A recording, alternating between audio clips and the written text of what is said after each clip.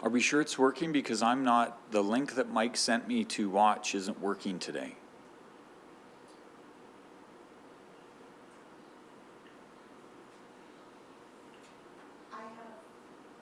Okay.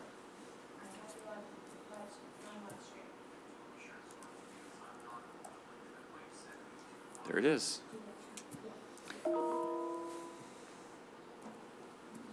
Good morning, everyone. It is 9:01 a.m. and I'm calling this meeting to order, the regular council meeting, April 28th, 2020. Could I have someone move that we adopt the agenda?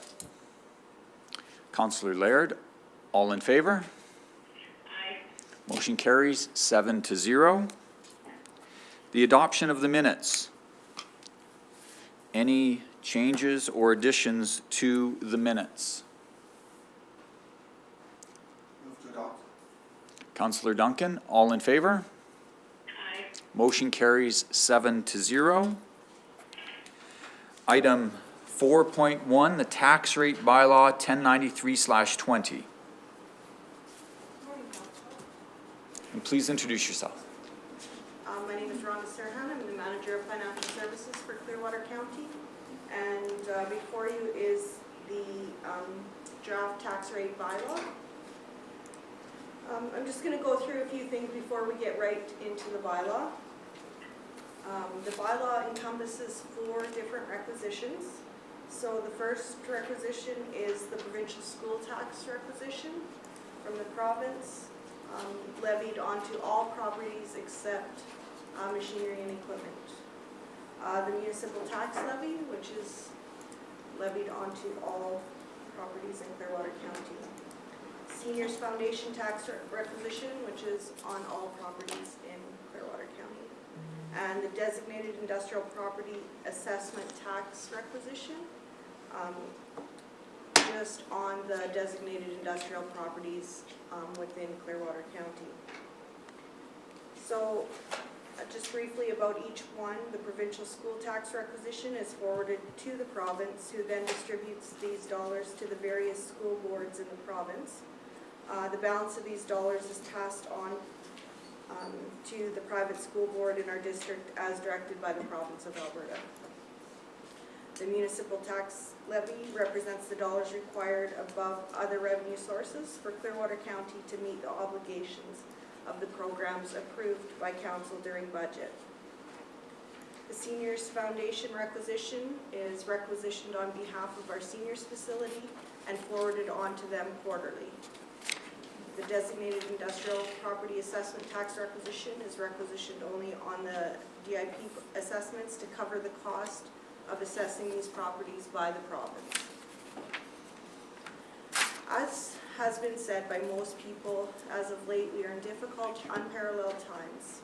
Alberta uniquely has the pressures of the oil and gas industry collapse, compounded by the economic hardships encountered by many businesses and individuals as a result of COVID-19. Council has many difficult decisions to make regarding this year's tax rate bylaw as they try to not add significantly to the financial burden of the ratepayers of this municipality while balancing paying for the services provided by this municipality to its ratepayers. First, let's talk about penalty dates and the due date and how they relate to each other. First, in the MGA section 332, taxes are deemed imposed on January 1st of the year that they are to be levied. So 2020 taxes are deemed imposed January 1st, 2020. Tax collection begins with the tax installment plan program members on the last business day of January or at any time that a ratepayer chooses to submit payment for any role. Taxes are deemed due upon receipt of the tax notice, and penalty dates can be different for each municipality. In section 344 of the MGA, it states no penalty can be applied before 30 days after the mail date. Some municipalities mail their notices as soon as they have the information from the province regarding the provincial school requisition. However, Clearwater County chooses to wait until later in the spring to send their notices out. So for 2020, we have determined the mail date to be June 12th.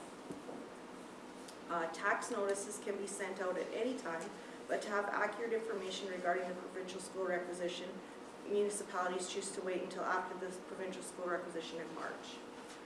So the province has imposed a 6-month penalty deferral period from April 1st to September 30th for non-residential provincial school taxes, or a deferral of all taxes, provincial school and municipal levy, that would see the same benefit as a deferral of the provincial school tax for 6 months.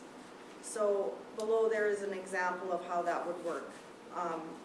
So if you have a tax levy of $100 for the provincial school taxes and $100 levy for other taxes, total of $200, the province is assuming that penalties could apply as early as April 1st for these taxes if notices were mailed in February. That would mean the $100 of provincial school taxes could not have a penalty applied until September 30th. However, instead of having to split the tax notice and having a penalty date for March for half the taxes owing on the notice and the other half having a penalty date in September, the municipality could defer the penalty date until June 30th for the entire taxes owing. And that would be the same benefit as having a penalty-free provincial school requisition until September 30th. So Clearwater County already exceeds this penalty deferral requirement because the first penalty date for any unpaid taxes in a year has historically been set at the first business day after September 15th. Council gave direction to go even further with the penalty date deferral and have that first penalty date moved to November 6th at 4:30 p.m. All ratepayers, not just non-residential class ratepayers, would have until November 6th to pay any outstanding property taxes without penalty. One thing to note regarding the provincial school requisition is that the province has lowered the rates back down to the 2019 rates because our equalized assessment from 2018 to 2019 has dropped, and our municipal assessment for the 2019 to 20 period has stayed fairly steady, our non-residential ratepayers will see a decrease in their annual provincial school requisition, and the residential ratepayers stay steady, or a slight increase in their requisition. The second thing council needs to consider is the municipal tax rate itself. Administration has presented a tax rate bylaw which has a 0% municipal tax rate increase. And with assessment adjustments from the previous year, this would meet the gross budgeted tax revenue requirement of $47 million. This is with consideration of having an allowance of $3 million in tax revenue as being unable to be collected by the end of 2020. Provincial school rate for Clearwater County's ratepayers is decreasing for non-residential ratepayers from 3.9 mils per $1,000 of assessment to 3.7 per $1,000 of assessment. This is a savings of 0.2 mils per $1,000 of assessment.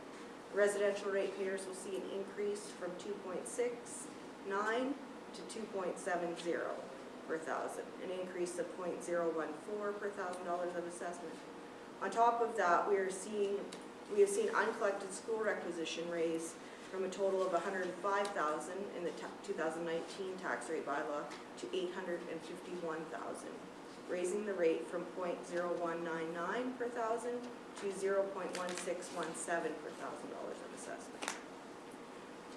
Because the municipal tax rates only affect a portion of the overall tax bill, I've attached some examples of what the total difference between 2019 property taxes and 2020 property taxes would be that a generalized ratepayer might see.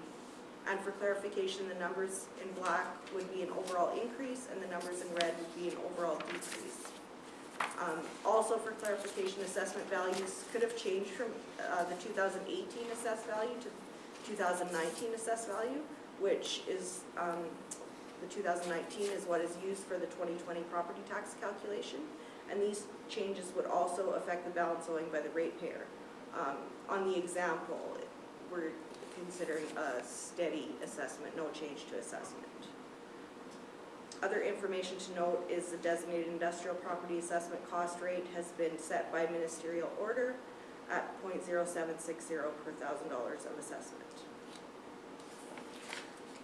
When the province agreed to take over the assessment of the DI properties for the province, they also negotiated with industry that industry would pay for this service through their own requisition.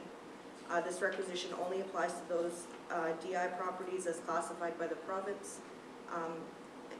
Just over $5 billion out of the total assessed property in Clearwater County of just over $7 billion is classified as designated industrial property. The Seniors Foundation requisition has increased from $605,919 to $625,301 for an increase of $19,000. One thing to note that I missed in the tax rate bylaw, that when you see it next time, there will be another class in the bylaw for the small business properties. So there is currently $7,288,800 worth of assessment that has registered for the small business tax rate, and it can be 25% lower than the regular non-residential tax rate. So at the last year's rate, we would collect on that property $58,268. If we drop the rate by the 25%, we would collect $43,701. So that's a difference of $14,567.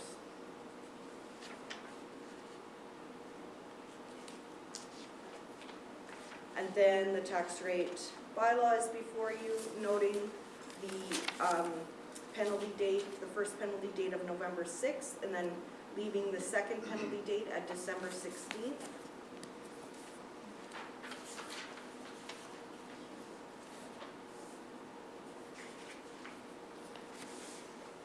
Anything I can clarify or any questions? Let's start with that. Any questions to clarify the information we've gotten so far before we start discussing some of the issues?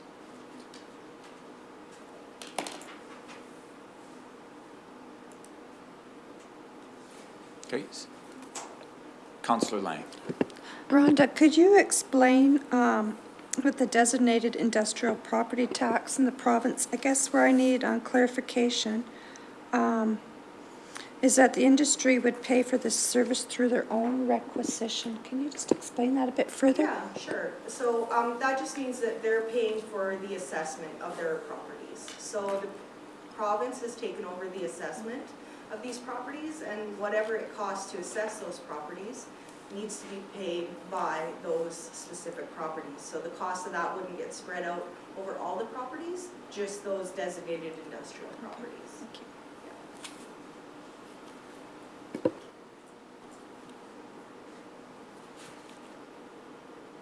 So any comments about the tax rate? I know at the last council meeting we discussed a 0% tax increase, and then also a decrease of 1%, 2%, 4%. We will need to finalize that decision today. Or not finalize, we'll need to have something for first reading. We also need to reassess our discussion about the penalty dates.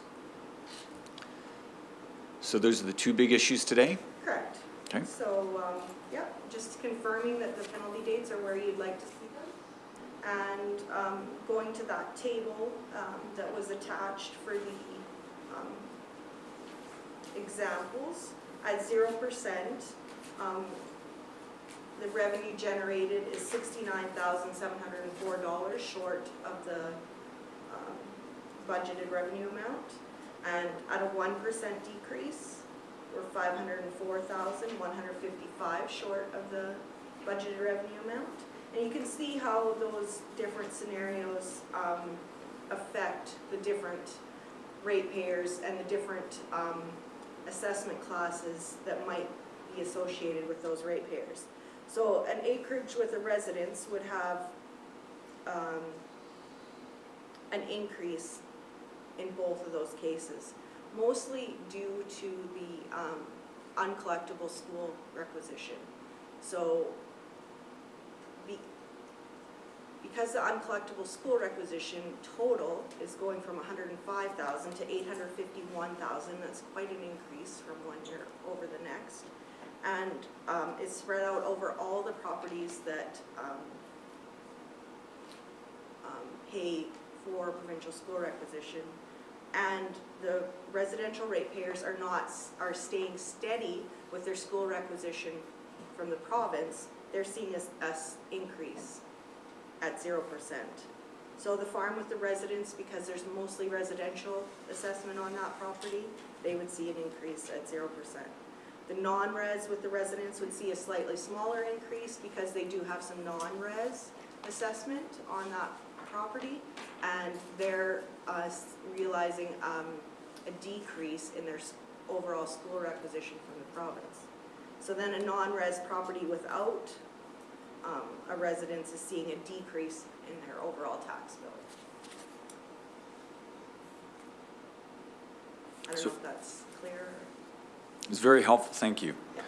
So my first question is, if we delay the penalty date to November like we had talked about, is there any concerns administration about cash flow issues for the county? Currently, no. I think moving from September 15th to November 6th is a relatively short period of time, 6 weeks. And as long as we collect the majority of the taxes by then, I think the county's in a pretty good financial position that they can manage. Okay. So let's talk about the rate first. Yes. Deputy Reeve. I think we need to start this. I believe that we need to hold the line and keep it at a 0% in regards to our rate. I believe that next year, 2021, we are going to see a hit with from the province in regards to probably the increased school tax, decreasing revenue assessment, and also policing that is coming for us at that particular time. If we can hold the line this year, I think that would be great, because we are not going to be lowering any services. We're going to try and keep things stable and reliable.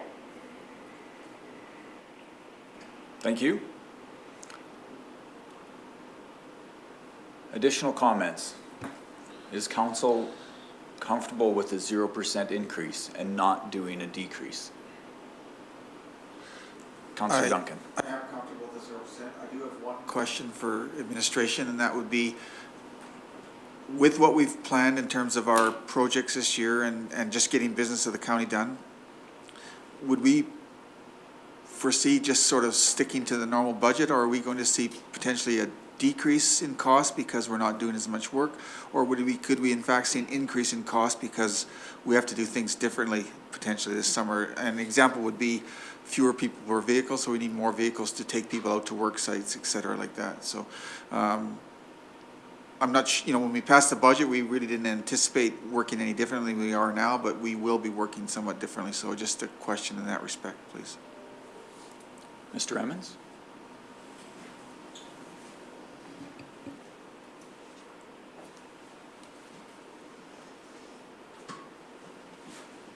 Good morning, Council. Rick Emmons, CAO. Thank you for the question, Councillor Duncan. We will see a moderate increase in certain areas. You're absolutely right. Some of the mitigation will add cost, but not significant cost.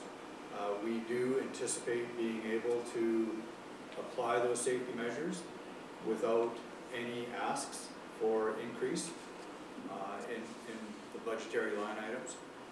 And we are anticipating going forward with the vast majority of the projects under those mitigation. So we're not anticipating a large impact, a negative impact budget. Our objective is to see these projects through. Thank you.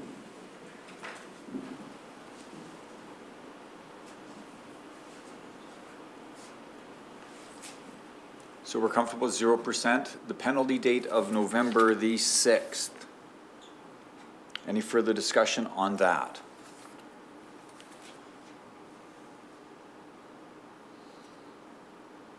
And then the second penalty date would be December the 16th.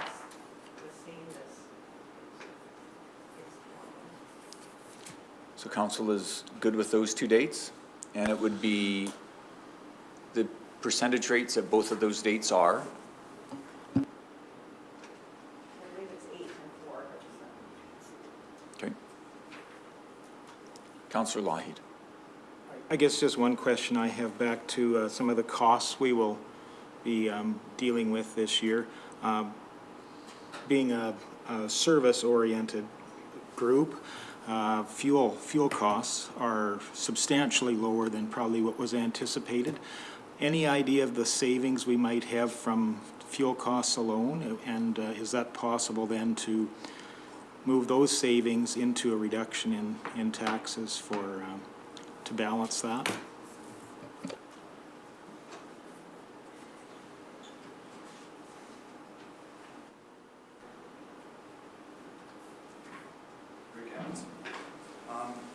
Thank you again for the question, Councillor Lougheed. The fuel within Clearwater County, we did see approximately a 30% reduction in fuel from what was anticipated, which is a positive movement.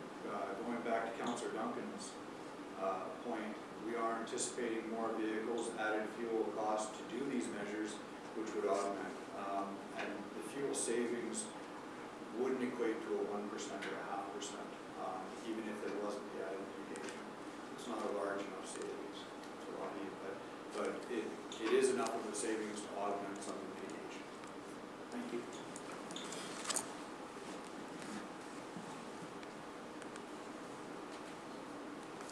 Any further questions or comments?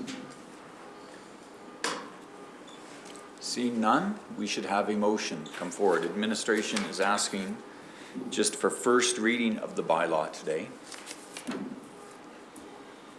Is there a motion? Councillor Vandermeer. Yes, I'll move first reading of bylaw 109. Further discussion on the bylaw. Also, I just want to add that we want to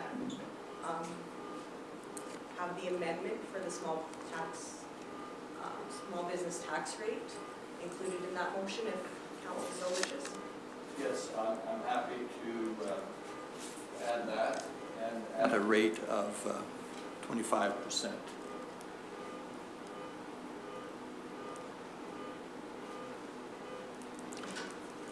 Any discussion on the motion? Seeing none, I will ask the question. All in favor? Aye. Motion carries 7-0.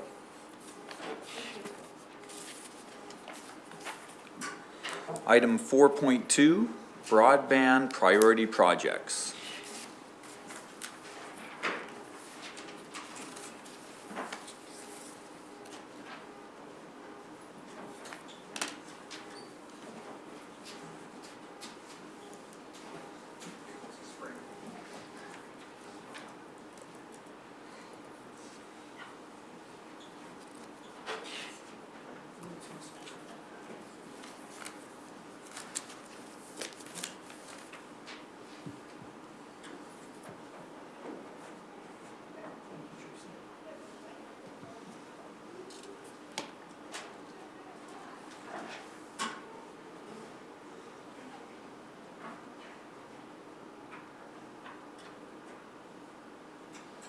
Good morning. Good morning. I'd like to put a request for decision for the broadband priority projects. Staff recommendation, number 1, that council directs administration to draft a request for proposal for access service from the Condor Public Services Building to enhance internet services in the Condor area. Number 2, the council directs administration to bring additional core internet backbone projects to council for consideration. And number 3, the council directs administration to develop a broadband project public engagement plan for council's consideration. That's about it. Okay. Comments or questions? We spent a lot of time in our strategic planning meeting last week on this. Any additional thoughts in these last 7 days?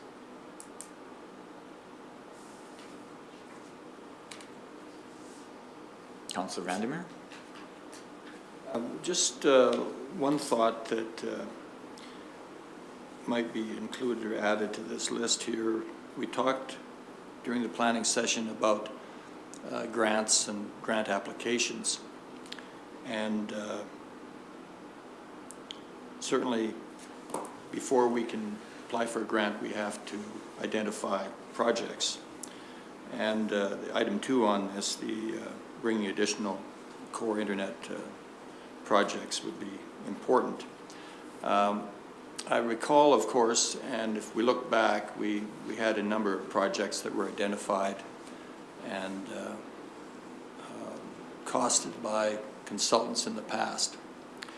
And in a teleconference with the Department of Economic Development, Trade and Tourism at the end of March, the summary from that meeting indicates that rural broadband for that department is a top priority, and they would be highly recommending rural broadband projects.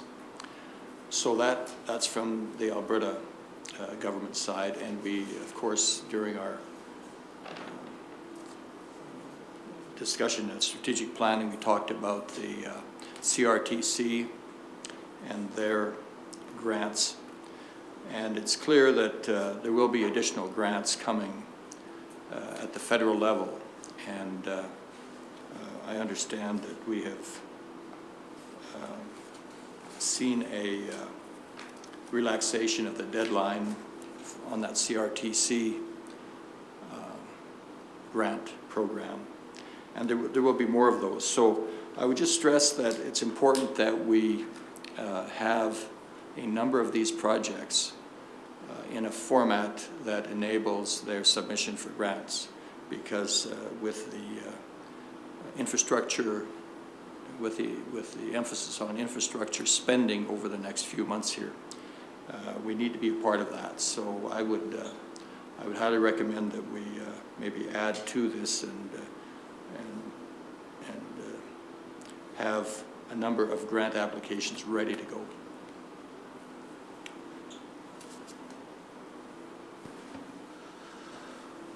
Councillor Duncan. Just looking for a little bit more clarification on shovel ready. Does that mean at the RFP stage, or even what part of it? I don't know what part of the process we'd have to be in to be qualified as shovel ready. Yeah, I don't know either which would be. Maybe Rick could answer.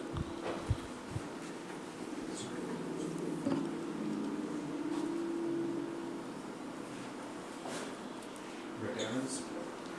Thank you, Councillor Duncan. Shovel ready, by definition of the province, is exactly that. So all your engineering has to be completed, your schematics put together, your tender package ready to go out the door. So that meets the province's definition of shovel ready.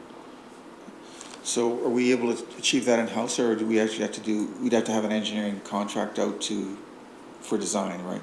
Absolutely, Councillor Duncan, yes. We would engage outside consultants and engineering firms to have the information put together and be tender ready. Okay. So you've identified here that core projects could come back in late May or early June, but that's not shovel ready. That's just for us to push to the next stage of getting shovel ready. Okay, thank you.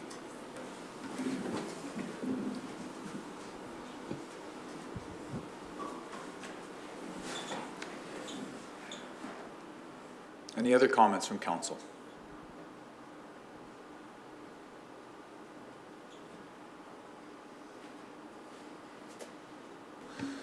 Councillor Duncan. I agree with Councillor Vandermeer that it's, whatever we can do to move some of these forward is good. I still struggle with the province. We keep hearing this for several years that there are going to be grants available, yet they never seem to materialize. But so I guess I'm still would be in favor of, if we have to spend some money to do this, we have enough in budget that we can get another project or two shovel ready. So if it does come forward, there's going to be a rush. And if we can identify a couple projects or work on the process of identifying these projects that, we've got some budget for it in the past, and kicked around a number of these projects already, that it's probably still worthwhile to keep at least getting to the shovel-ready stage on these. It's probably less than 10% of the cost of any of these projects to do that. Typically, engineering is about 10%, so it's not a huge expenditure, and I would still advocate that we move forward on this as much as possible. Okay. Councillor Laird.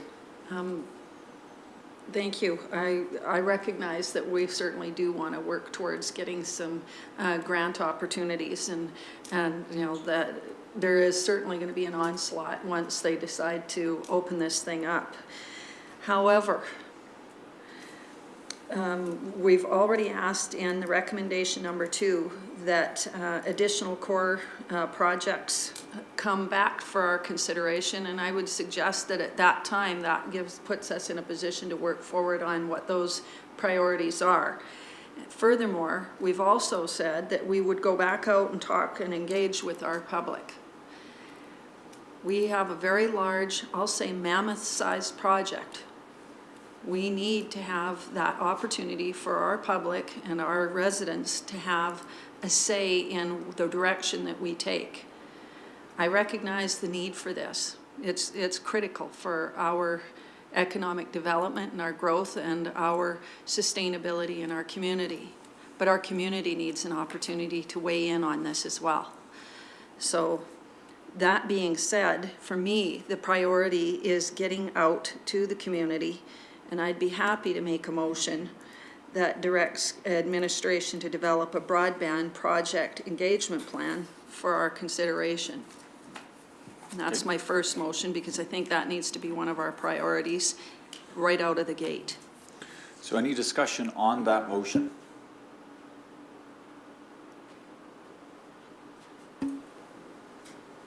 Councillor Duncan?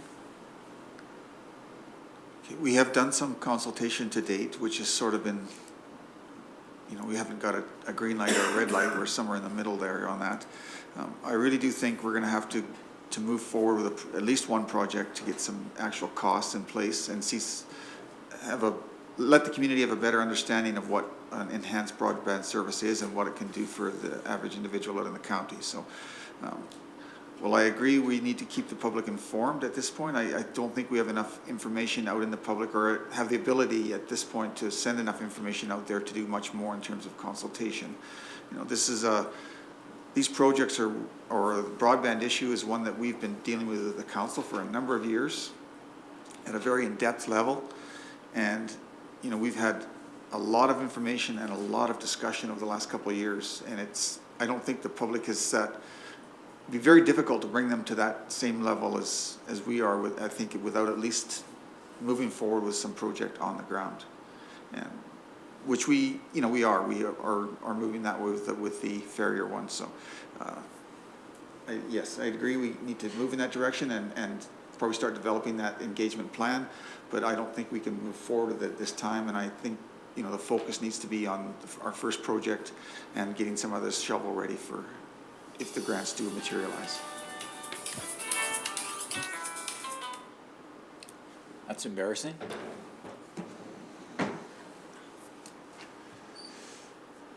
Councillor Vandermeer. Yes, I would agree with Councillor Duncan that in order to discuss it properly and thoroughly with our residents, we need a design to begin with on a couple of these earlier possibilities. And as I've mentioned before, we do have, I guess, first order, and generally there are 3 levels of design detail. And we have kind of a first order, the first level of design on 4 or 5 of these. And it's my understanding that those can be brought to the next level quite quickly. And it was my earlier understanding that, in fact, even though the province is now asking for shovel-ready, that this first level, first order of design work would be sufficient for many of the grant applications that could be possible. So I think we need to dust them off and just move ahead with the design work on 3 or 4 of these. I think it's a top priority, and then we can have something to actually select from to make the final decision. Because it's clear from the information I've been able to put together that if we were to be successful in obtaining one or more of these grants, that anything that we achieved a grant for, it would turn from being a long-term or an asset of the county that, like a road, we never really get an economic payback on, to being actually into the category where we could get a payback on it with the leverage. So given that situation, you know, transforming it from an asset that helps the community but doesn't really pay out dollars, it pays out in other ways, but it doesn't pay out dollars. Suddenly, using the grants, it actually starts paying out dollars. So I think it's important to move ahead with 3 or 4, and I'm sure administration can identify which ones those are. I didn't bring a lot of detail today, but I could bring that back in an hour or so if need be. But I'm sure administration has it. Deputy Reeve Swanson. Yes. I guess for me, when I look at our staff recommendations, number 2, in regards to our administration bringing back core broadband backbone projects to council, I believe those are the projects that we are going to be looking at first.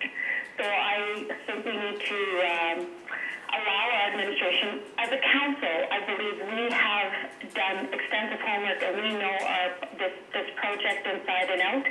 As Councillor Vandermeer has been quite involved in the last term, and same with Councillor Lang and Councillor Duncan. So we appreciate that this has been going on for a while. But at the same time, we have to let administration now get out of their way, let them come to us with the projects, and we are positioned perfectly, as far as I'm concerned, with a farrier, with the condor, with the fact that we've ID'd that backbone is important. And there is going to be critical times moving forward, and I believe that our administration is in that position to be on top of the grants when they come due, and we'll bring that forward to council when the time comes. So I believe that covers, in regards to projects, let's let our IT team bring that forward in motion number 2. Okay, so we have a motion on the floor about the broadband project public engagement plan. I think we need to deal with that one right away. I'm in favor of having admin develop that plan, even though we don't have any shovel-ready projects. It's going to take time to get the plan in place. It's going to take time to organize, especially with COVID-19 and how we do that plan. And I can see both occurring at the same time. We'll develop the plan, we'll develop the projects, and so when we do have projects picked, we are ready to go out to the public. I don't want to be in a situation where we have the projects and then we have to wait an additional 2 months to execute on the public engagement. I think if we develop both at the same time, it's different departments. When we do have projects ready, we can get out to the public as quickly as possible to get their insight. Councillor Lang. Thank you for that, Reefhoven. That was going to be my question to administration, if we could do them both at the same time.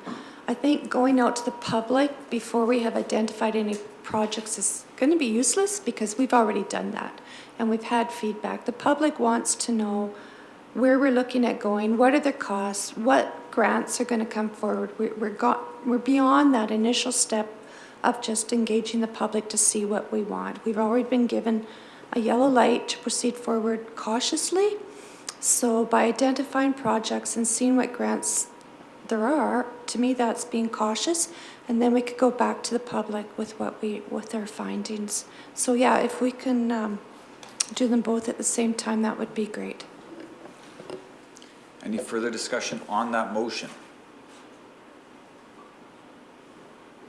Seeing none, I will ask the question. All in favor? Oh, Sorry, one little thing. Yes. The farrier project is already on the shovel-ready list. okay. Just as an information. Thank you. So the motion is for administration to develop a broadband project public engagement plan. All in favor? Deputy Reeve? Oh, Aye. aye. Motion carries 7-0. Would someone care to bring forward one of the other motions? Councillor Lang. I will bring forward the second administration recommendation that council directs administration to bring additional core internet backbone projects to council for consideration. Further discussion on that?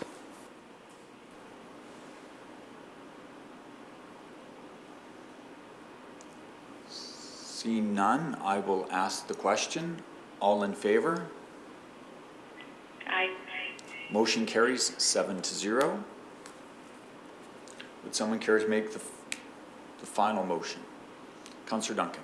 So move the council directs administration to draft a request for proposal for access service from the Condor Public Services Building to enhance internet service in the Condor area. Further discussion on that motion? Seeing none, I will ask the question. All in favor? Aye. Motion carries 7-0. And Deputy Reeve-Swanson, we're getting a little bit of a strange echo from your telephone here. So I don't know if you have some audio feedback. We'll just have to be aware. I'm not sure what's going on here on my end either, so I've got a bit of an echo on my end, so Okay. I'd have to need reconnection at the break. Okay, we'll do that. Any further discussion on this item before we move on? Okay. We will move on to item 5.1, tabled item, Clearwater Regional Fire Rescue Services Obsolete Policy Cleanup.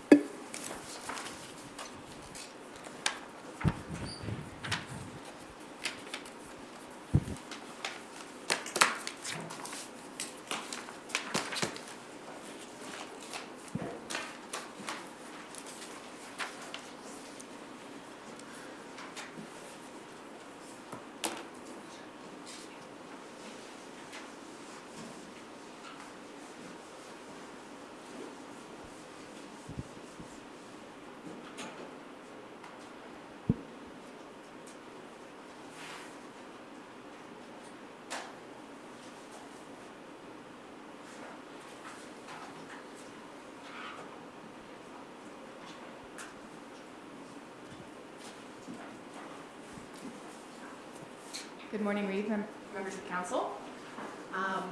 Council will be familiar with this item. The staff recommendations include that council lift from the table the Clearwater Regional Fire Rescue Services Obsolete Policy Cleanup. That was tabled September 24th, 2019. And then the second recommendation from staff is that council reviews the list of obsolete Clearwater Regional Fire Rescue Services policies and consider bulk rescinding of the numbers now 18 policies as per the listing within the agenda item.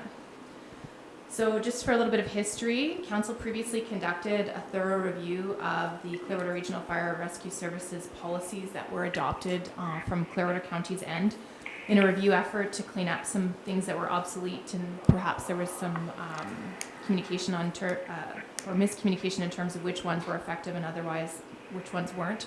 For instance, we had some that were related to employment as well as fees for firefighters.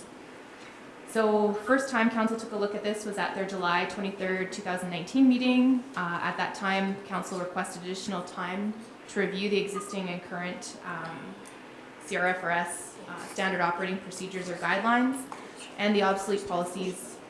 Those were then subsequently placed in an internal folder and emailed to council at the end of July in 2019. Following that, administration brought back the agenda item to council on September 24th, 2019, and council tabled that agenda item pending completion of a workshop as well as the results of the mediation related to regional fire agreement. That council workshop that council had requested took place on January 21st, 2020. And during that workshop, there was quite a bit of discussion, and 4 of the existing policies that were identified as being obsolete were asked to be kept. And that was the vision, mission, code of ethics, and the municipal employee serving as a member of fire rescue services. Those were indicated as requiring further review and update from the policy realm. So the remainder of those 22 policies that were originally presented at the July and September meetings are listed here within the item below. Oh, I forgot, there's one other thing. Council at the workshop also identified amendments that were required to our human resource policies related to firefighters, and subsequently HR reviews those with council in February, at the February 25th, 2020 regular meeting, and a policy amendment that took place at that time, and that one was HR 1009, employee recognition, and that was adopted then. So to finalize this agenda item, bringing it off the table and closing the loop on the ones that administration still deems to be obsolete, following that wholesome discussion, there's a list of 18 below, and I'll turn it back to council if they wish to discuss policies individually or as a whole. We first need to have a motion to lift this from the table. Councillor Duncan? All in favor?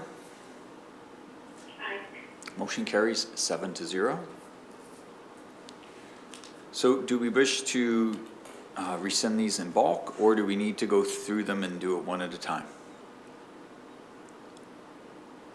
Seeing how we had spent a lot of time on this earlier, I would be in favor of just doing a bulk rescind. Everyone good with that? Okay. Any questions on any of those obsolete policies before we have a motion? Seeing none, could someone please make a motion?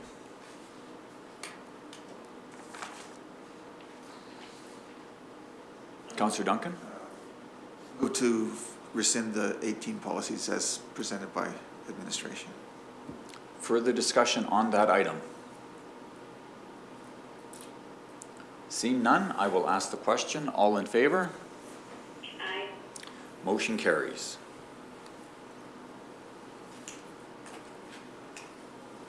Item 5.2. The draft Fire Rescue Services and Fire Control Bylaw 1069-19. Thank you, council. Again, this may be a familiar item. We had similar discussion as previously noted in the last agenda item. The staff recommendation for this one is that council review the draft bylaw and consider granting 3 readings. And that's at council's discretion if they wish to do them all at once, or whether they wish to do one and hold off the others to a later date. And some background for everybody's purpose. Council previously reviewed the attached Fire Rescue Services Bylaw 1069-19 at their July 23rd and September 24th, 2019 meetings.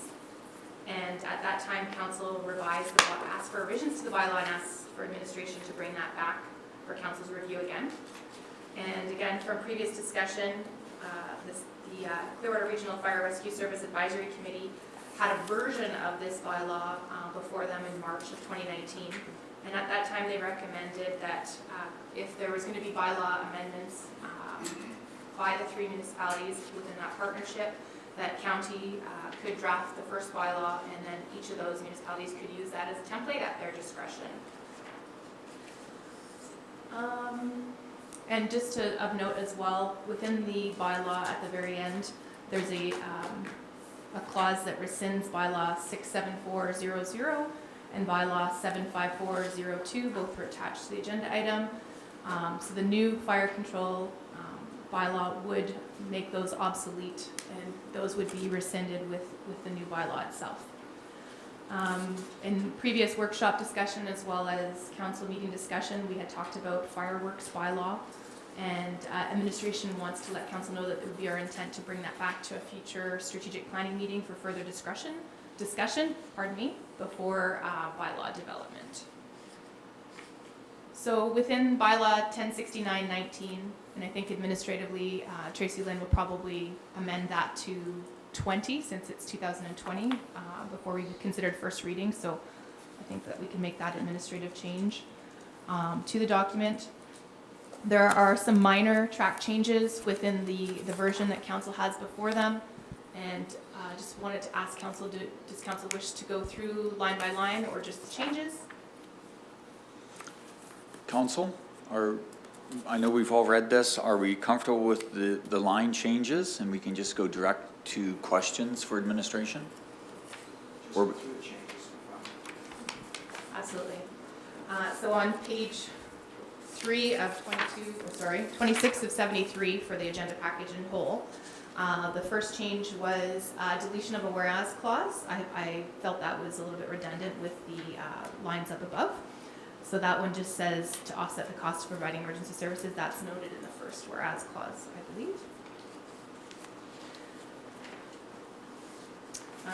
Under 2.11 on page 27 of 73, I'm just trying to scroll through. It's not reacting as fast as I am. Under fire ban, that was an amendment council requested. That be changed from the fire chief to the CAO may at his or her discretion prohibit the lighting or requiring of extinguishing of a fire. So that's 2.11. 216 was a definition that was removed. I think that was a carryover from a permit discussion.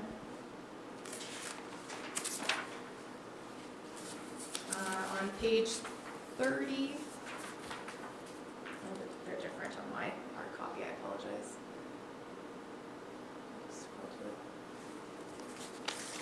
So 4.9, removing the empowered to commandeer privately owned equipment that may be necessary to respond to an incident, and moving 4.11, empowered to issue a fire ban, and those are under the fire chief. With the any emergency, if there is deemed to be an emergency event, certainly we'd be empowered to use privately owned equipment, but it doesn't happen very often. And so we didn't feel that that one was required to be included under fire chief's powers. And in terms of the fire ban one and 4.11, that's something that was already identified earlier as being a power of a CAO. Under 6.8, just some cleaning up of terminology related to fire notification versus burn notification. The Clearwater County has a burn notification process that is requested through many different mechanisms. It can be by call-in, by form online.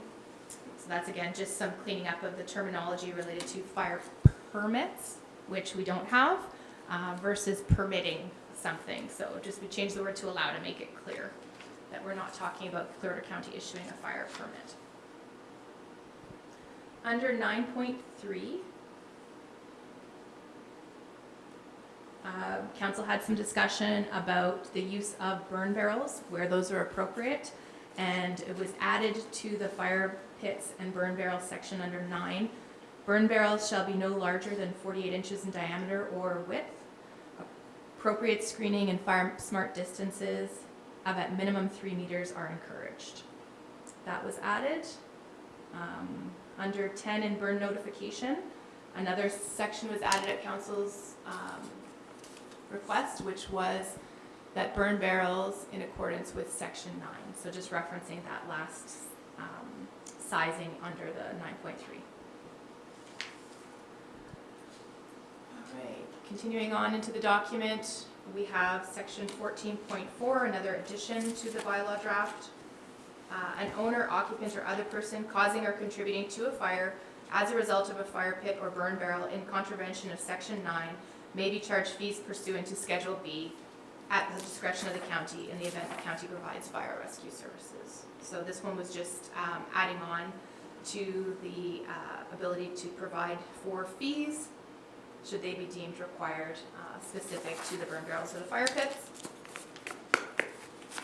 And that's it for the bylaw itself. The only other change within the document was in the Schedule B fees, which was just an addition to the description for motor vehicle collision response, and that was to include cars, trucks, off-highway vehicles, which was the one that council wanted to ensure was included, and recreation vehicles. And that is it in terms of the changes that came out of the January workshop discussion, or perhaps it was even September 2019 discussion, a little bit both combined perhaps. And I'll turn it back to council if there's any questions or further revisions required. Questions, comments, or revisions? Councillor Lougheed. I would have just one question back on 9.3, describing the burn barrels and their size. It says burn barrels should be no larger than 8 inches in diameter or width. And I just see somebody maybe getting the idea that they can be 48 inches wide and any length.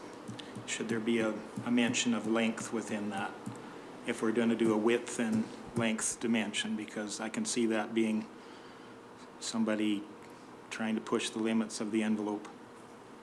Absolutely, we can add the words in diameter or width and length, 48 inches in width and length.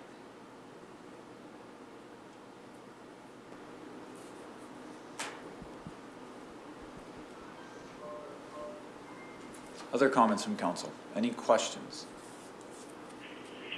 I do. In regard to Schedule B, could we just include under the motor vehicle collision response, include motorcycles? We don't have the word motorcycles in there, just to add that as a descriptor. Absolutely.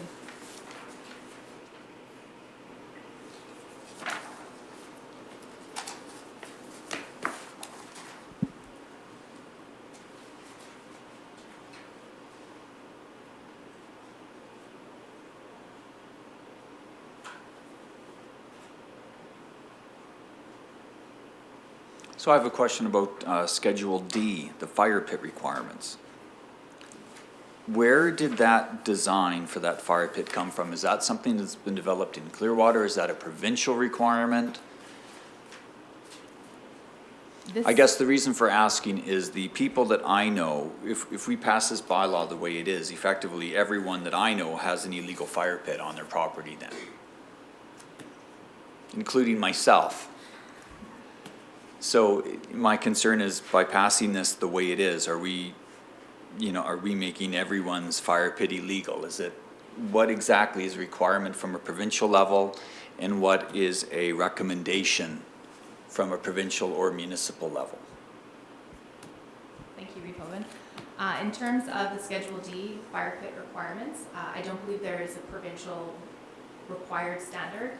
However, I believe this was derived from some best practices from other municipal bylaws related to fire pits.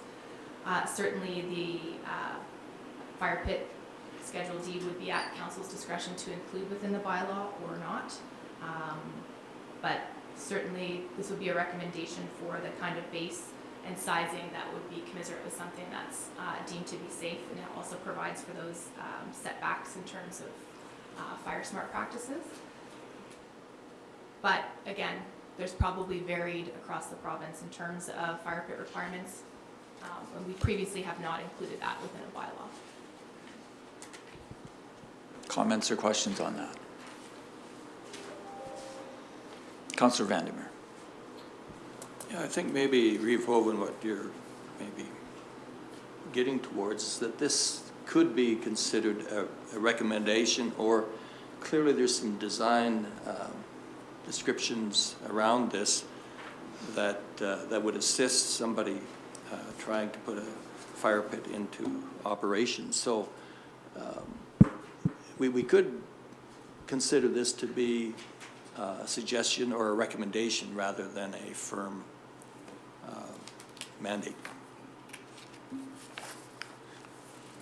Councillor Lang. Yeah, I think Councillor Vandermeer and myself are thinking alike. I'm just wondering if that, instead of fire pit requirement, change that to fire pit recommendation. because, yeah, then there's going to be a heck of a lot of people breaking this bylaw. And I understand the purpose for the requirements is so that people have a safe place to put a fire. And also if someone has an unsafe fire pit then that causes a fire, they can be liable for the damages, correct? They would be liable for, under this bylaw, for fees for fire service provision. Okay. In terms of liability related to damage, that would be a private property owner to a property owner perhaps, or insurance related matter. Okay.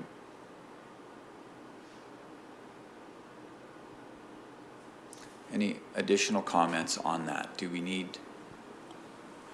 Are we comfortable having it the way it is, or do we need to make a change?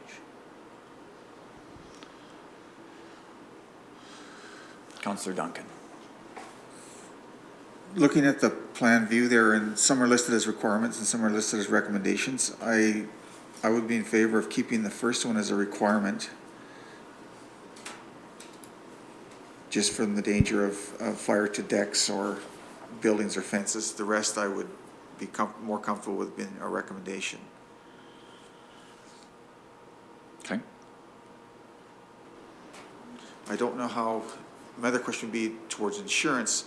If we made,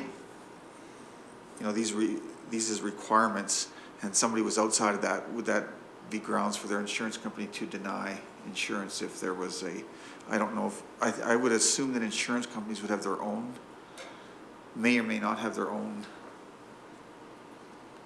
I do not know regulations or requirements around fire pits. I don't know if what we have here affects insurance on your house or not. I don't know if anyone can answer that here or not. Councillor Lang. Yeah, good point, Councillor Duncan. I know with wood burning stoves within a house, the insurance companies all have different requirements. So I guess that is a fear here. If we put down these requirements and they do vary, maybe it's best if most of them are recommendations.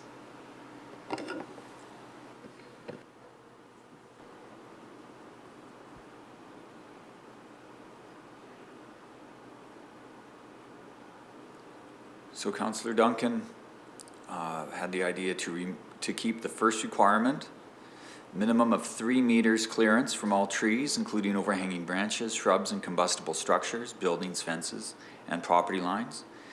Inclusion of fire pit with decks and patios must comply with regulations for materials and clearances as required by the Alberta Building Code for fireplaces. I think that's a fine requirement to have. But the other requirements, a minimum 1 meter inside diameter concrete, brick, or, and we're missing a few words there after that. And then the other requirement is that the fire pit is a minimum 24 inches above the existing grade.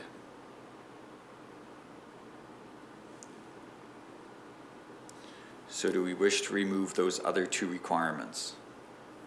We definitely need clarification on that second requirement that is missing a few words.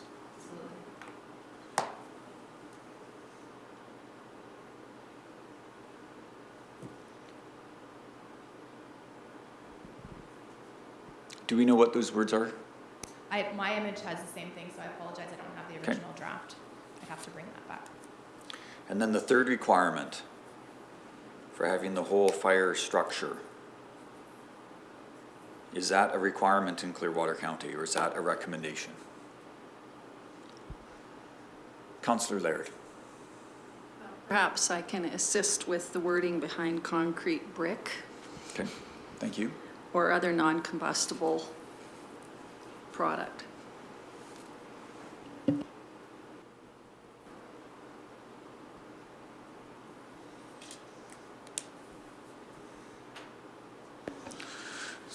Councillor Duncan. Again, that's my recommendation, is that we just keep the first one as a requirement. Yeah, this is a recommendation. Some people build big fires, some people build small fires. Hopefully if they're a proponent of a larger fire, they're going to build a larger fire pit to contain it. We have to, at some point you have to allow people to use some common sense and protect their own properties. and this would be very difficult to enforce. You know, the first stop would be the Reeves house to Yeah, I'm make sure sure it would you're be. in compliance. And it's not, you know, that's the other part of all these rules and regulations that and bylaws we pass, right, is that they have to be enforceable. Yeah. And we don't have the staff to enforce all of this. I think the first one as a requirement removes much of the danger, and if somebody is out of compliance, typically we would react on a complaint basis on this anyway. If you're on your own acreage or your own farm, nobody's going to be complaining. If you're in a subdivision, well, then maybe you might get a complaint if it was too close to the neighbor's fence or something, and we could make it the requirement would take care of that. Otherwise, you know, there's other things we can do in terms of unsafe practices, I think, to enforce if we absolutely had to. So we will change all the requirements to recommendations then. Is all of council okay with that? Any further discussion? So All the but the only first one, requirement yeah. is the distances from trees and buildings and property lines. Right.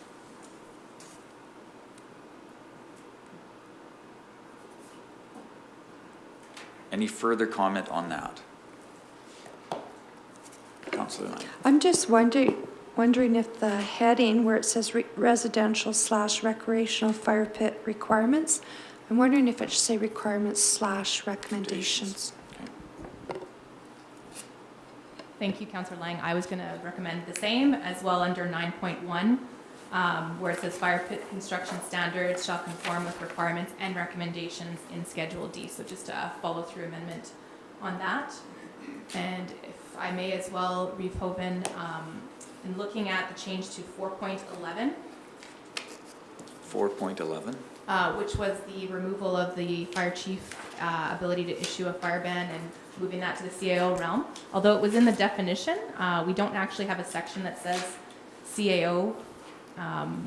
So I would recommend that we keep that 4.11, putting a section before the fire chief, section 4, saying the CAO, and then put the 4.11 clause, is empowered to issue a fire ban or restrict the usage of fire when the risk has been deemed contradictive to public safety. Now, So do my we- apologies for that one. Do we need to clarify the CAO or is designate or the designate? Yes, that'd be great.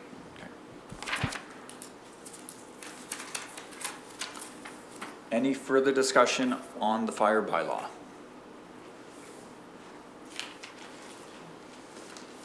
And the next question is, are we comfortable voting on these changes today, or do we want to see a further draft with these changes?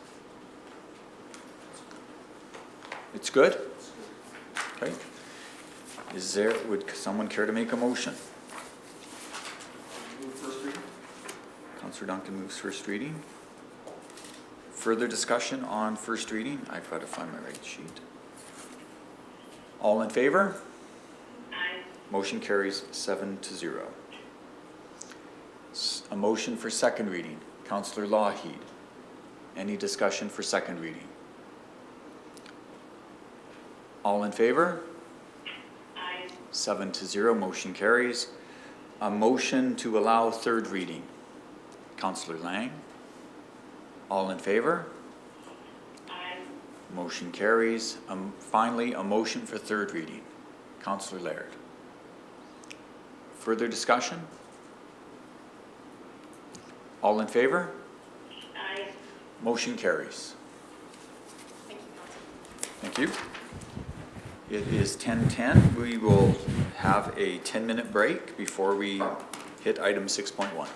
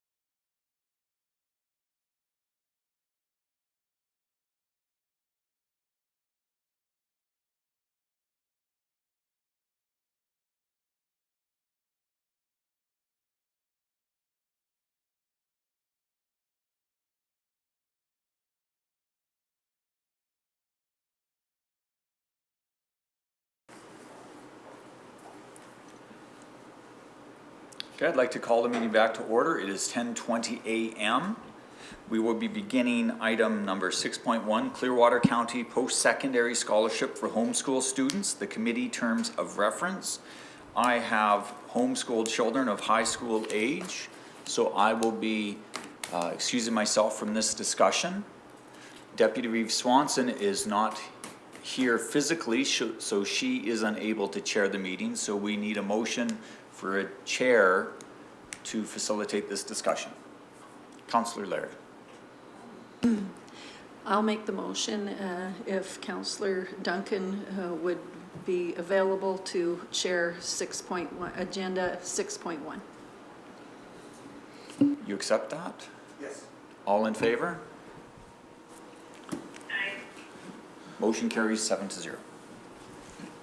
All right, thank you, Reeve Hoven. Item 6.1 is before us. I think we have Matt Martinson here to bring us the terms of reference, if you would, please. Thank you. Welcome, Council. Matt Martinson, Director of Agriculture and Community Services. So the first item on our section of the agenda today is the post-secondary scholarship for homeschool students. Council's provided us some initial direction previously, and so we've utilized that direction to really establish the terms of reference that we want to propose to Council. And specifically within that terms of reference, we would appreciate some focused direction on how we handle the potential for Clearwater County councillors and staff, and whether or not that their children would be eligible for these scholarships, because that, in administration's opinion, will have an effect on the terms of reference related to the committee and alternates and things like that. Now, I do want to point out, we could still allow for students of staff and council to apply, and we could still allow, in our opinion, councillors to decide on these applications if council wishes to have a blind application process where administration significantly redacts applications prior to this committee's decision. And that would, in administration's opinion, take out any perception of conflict of interest or any actual real instance of conflict of interest if the committee did not have any idea who was applying this. Certainly this would not be effective if it was one of the decision makers' children.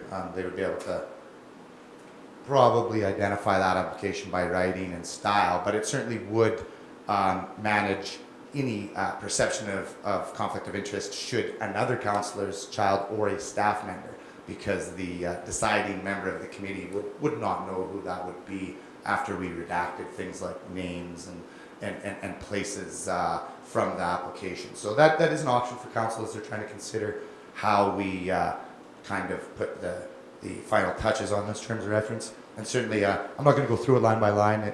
Most of this information has been presented to council prior to wrapping it up. So, but definitely, if council has any concerns about any other parts of the terms of reference, we're absolutely open to hearing and amending those as well. So I'll turn it back to Chairman Duncan at this point to facilitate council discussion. Thank you. Good. Thank you, Mr. Martinson. Are there any questions for administration on what's before us so far? Councillor Lougheed? I guess just the question, just for clarification, the other scholarships we give out have no restrictions to staff or councillors? That is correct. Now, they're not decided upon by any county member or agent or representative. The decisions on each scholarship given out on behalf of the county by each high school is given by the principal. And in our opinion, this takes out any conflict of interest or perception of conflict of interest, because there is no communication with the principal regarding this matter on behalf of administration or council. applications go directly to the school. Principal makes his or her decision and notifies the county, at which time we then put their name on the check and the certificate and forward it along. So we believe that there is no concerns regarding that process of conflict of interest. But of course, because there's no principal of the homeschool, that is the parents of the homeschool, we certainly can't have that, nor could we have a committee of those, because that would be very cumbersome and large for a fairly small governance type decision here. So that's why this must be different than that protocol. Thank you. Thank you for that clarification. Councillor Laird? Yes, thank you, Mr. Martins. And my understanding is then, as Councillor Lougheed indicated, there is no restrictions for other processes. So I really would hate to see this being restrictive as well, and quite frankly, reverse discrimination is the way I have, when I read it, I thought, okay, that we need to work through this somehow to figure out. So a blind selection process would, I think, work very effectively. The other options we have to help with the optics around that is maybe, you know, given the importance of this in our community, is creating a real committee. I only see them meeting once anyway per year with some community members at large. And that would give us some other additional options as well. Other thoughts on this, Councillor Lang? So just a thought, if a child's homeschooled, they still belong to a group where there is teachers that oversee their like, it's the parents, but you know, there's usually a visit from a teacher, and that group has kind of a hierarchy. Maybe notification could be sent out to, well, I guess all the parents, and get a list of the different homeschools that the children of Clearwater County participate through, and then the teachers could, if a child or family wanted to put in an application, the teachers could send in the recommendation. That might be one way to involve outsiders and leave the counselors out of it. Okay, would you like to respond somewhere? Yeah, I think that would be doable, potentially. It would be hugely labor intensive just because of the nature of how many school boards that participate in homeschooling in Clearwater County. As well, we also understand there's a at times fluidity from students between school boards potentially from year to year, so that there might be that might be one option that may be labor intensive. There is a homeschool regional director that exists in kind of every area, and he is the person we've right now tapped as our communication conduit, so that we don't have to communicate directly with a significant amount of school boards that provide homeschool services within the county, because he's already communicating with them. So there might be a potential to utilize that individual in kind of the similar fashion that you just proposed with the teachers, because there is some discussion there, but it's something that we haven't necessarily investigated to this point. Thank you. Councillor Vandermeer. Yeah, Matt has identified the key issues here. You know, it's labor intensive. There are multiple school boards. We're talking about a fairly modest number in terms of the it's $1,000 grant. We're talking about a process here that would involve multiple times that, by the sound of it. So it just appears to me to be very difficult to avoid either an actual or a perceived conflict of interest. And much like we do as councillors in other areas, I think there's some things we just have to step aside from. And I think this is one of them. I think the way it's written in the draft here and highlighted in yellow, that any children under the guardianship of a Clearwater County councillor or Clearwater County staff will be unable to qualify for the scholarship. I think that ultimately, when we think about the complexity here, is the only thing we can do here. Okay, thank you. So we have a couple options here so far, or three. One being the redacted applications, and one being the councillors or county staff unable to qualify, and the other one being, seeking an outside person to judge these. So, any other thoughts there on which way to go? Yes, Deputy Swanson. Okay, I guess I'm in agreement with Councillor Liard in regards to we can change the format of the committee. And as councillors, we do not already are involved, or we are not involved already in the selection process for the other scholarships with the high schools. That is a blind with the principals involved. So in order to get this committee, for me, could be 3 members at large on a 2-year term, meet once. There could be a blind application, and then therefore the members at large, we get to choose as a council who's on that committee, and and have an administrator or one of our admin manage that as well. Much like we do for the Heritage Board, we have an administrator or administration or staff that manage the board for us. And it's more, and then it's managed by then it's the participants on all the members at large. We also did this for the Council Compensation Committee, and it was a quick short term. Let's try it this year and next year. If future councils, or if we find out that if there's some misses, then we can correct it in the future. But this is, to me, the best way to go forward, is to just have 3 members at large, 2-year terms, and go about it that way, and that way council is not involved. Okay. One more to add to the mix. Thank you.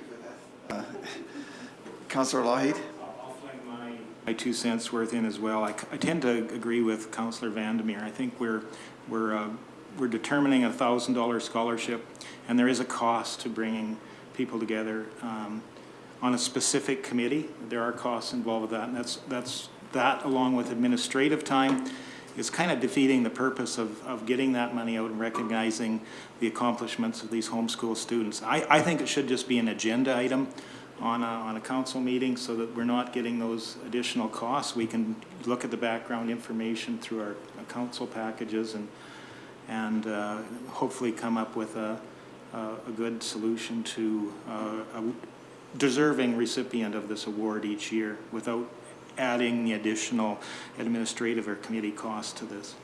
Okay. Thank you. Any other thoughts? I would agree with that as well. I think leave it as an agenda item and not allow staff or council to be qualified for the scholarship. Councillor Lang? No? You're okay?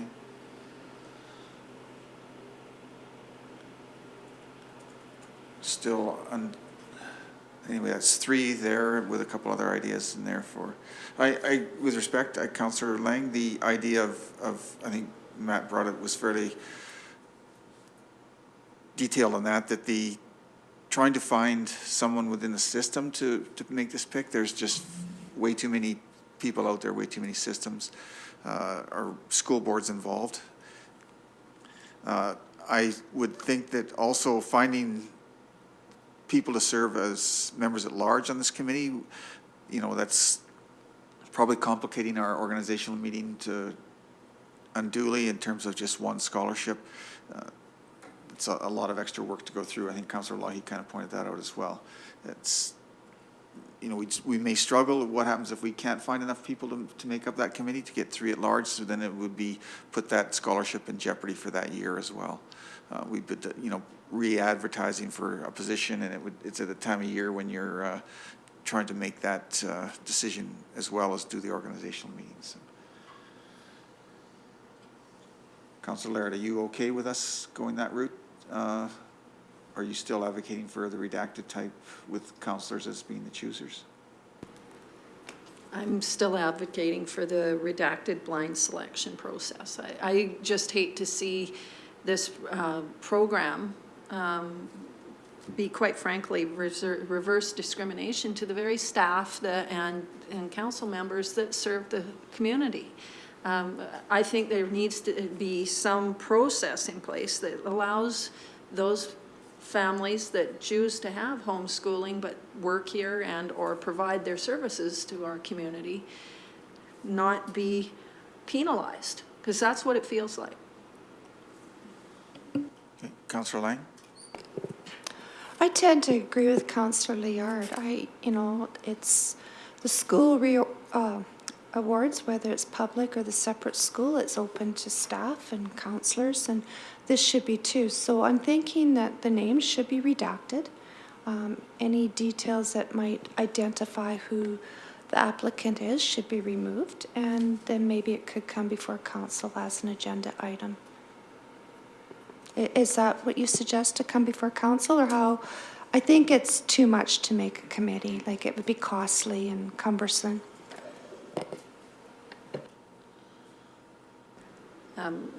Just to follow up, I understand. Excuse me. I understand the potential for costs and whatnot. Maybe there's an opportunity for, as council decides on this, for those that may have a family member who is part of that, to simply recluse themselves, much like what we've had Reeve Hoban do in this discussion.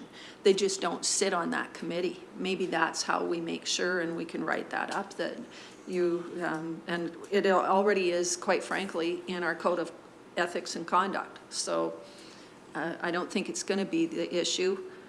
I think we can do this if we are, I think, proactive in our thinking of who could possibly be on the committee and who could possibly have family who would be applying for this grant or this scholarship. Okay. Councillor Vandermeer? You may, in fact, generate a process that looks fair and equitable, and people may recuse themselves, but I don't believe you can remove the perception, and perception is reality. You cannot remove the perception that council is approving a scholarship for one of their own. So I just don't think you can. I don't think you can manage that. So I think we have to step aside on this one and stick with the draft as presented. Okay. I would hate to suggest another option. I'm not sure if this is a way to sort of meet the middle ground or not, but would it be feasible for an Ag Service Board to administer this one as opposed to, creating a separate council? Ag Service Board does have 2 councillors on it, which they could recluse themselves, as you suggest, if they have a conflict of interest there. Perhaps there's another board that within our organization that we already have that we could use to bring this forward. I hesitate on the rec board, or at least the Rocky one, because that involves, it's a joint one. Same with the ones that are joint with the village. Like say, Ag Service Board comes to mind. I'm not sure if there's any other board out there that would be suitable or not, but that is a board with a number of community members on it as well.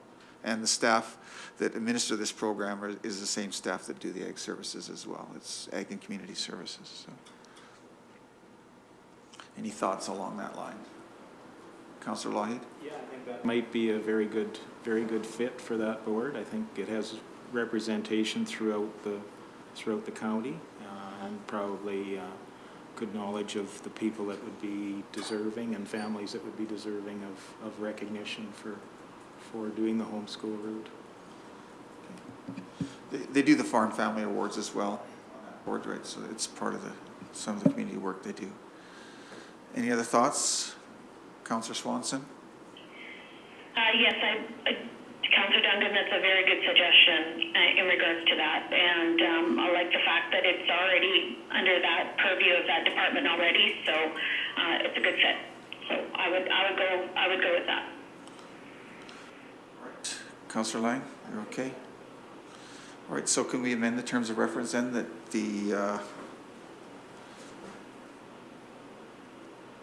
I guess it would take out the 2 points where CCSC membership and voting members would just be replaced by Ag Service Board?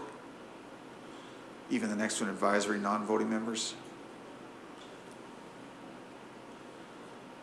And the meetings itself could be tailored to fit in the appropriate Ag Service Board meeting.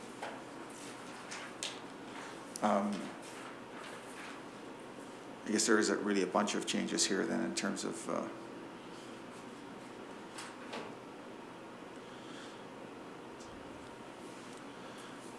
Just to clarify, so if the Ag Service Board is chosen as the committee to approve, this would still allow for councillor family members and county family members to apply for the scholarship, or would still disqualify them? Sorry, just to straighten that. I certainly agree with everything that's been said about the Ag Service Board.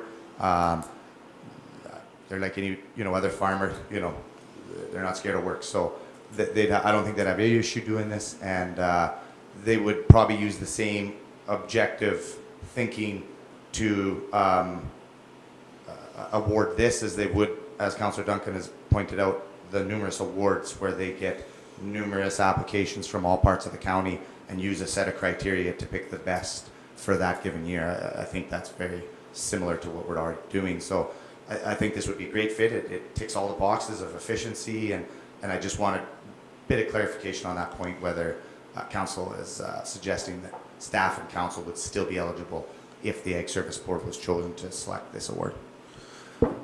my thoughts are that they would still be eligible. That's a board of, I believe, 7 voting members, and even if there were 1 or 2 reclusions for conflict of interest, it would still leave quorum in order to decide that. So I think it would be easy enough to accommodate within this. And at some point, if it becomes too complicated in future years, we could even move into the redacted applications as well if we had to. But I think quorum can easily be achieved on the Ag Service Board for this. Redaction could still be a tool we use if it's necessary, and we could ask the board and if they would rather that as a tool, and we have used that tool, I believe, when making enforcement decisions. You know, we redact a lot of that information to make sure that decision is based purely on criteria. So yeah, I think we can achieve it. Certainly agree with Councillor Vandermeer. Sometimes it doesn't matter what the county does. We still, you know, get accusations of you know, that conflict. So yeah, I think this would work. It'd be fine by me, certainly. All right. I think with that, unless anybody has any other thoughts, we should just have you bring this back, Matt. We do have time before the fall. If you could bring back the revised terms of reference then, and just because we're going to make a number of changes here in the format you've provided. Yeah, there may be implications to the actual policy, just because this was maybe a little bit farther outside of our realm of thought, but certainly a great idea. So we may be bringing back the policy as well as the terms of reference for just a quick amendment, but we can certainly be bringing this back. There's no committee. Do we need a terms of reference? No, you're right. I think Tracy asked if there's no committee, do we need a terms of reference? I think we approved the scholarship, and it would be in. You may have to just add it to the Ag Service Board. amend the policy. amend the policy to, Yeah, that's very true. That's very true. And I guess we'll work with Tracy Lynn just on the details. Now, is the policy enable the ASB to do this on behalf of council, or does council need to appoint the ASB also as the scholarship committee? Maybe we can work on that when we bring this back. We'll ensure that we get the correct yes. enabling documentation and policy to make this happen, and we'll as you pointed out, we've got plenty of time. This doesn't affect our ability to advertise for the scholarship and continually communicate with that group, so we'll do that, and we'll have a committee together to make this decision in August, September, when we typically do. Thank you. Thank you very much. Any other questions or concerns there? Seeing none, we'll proceed that way then. All right, we can bring Rehoven back to the meeting, please, and move on to the next item, which is the David Thompson Play School relocation.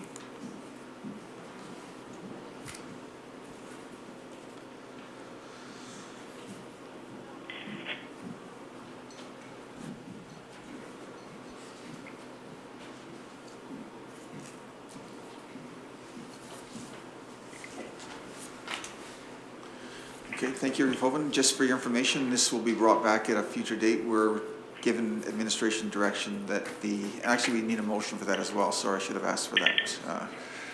Councillor Vandermeer would move that administration brings back up policy changes to allow the Eggs Service Board to present the homeschool scholarship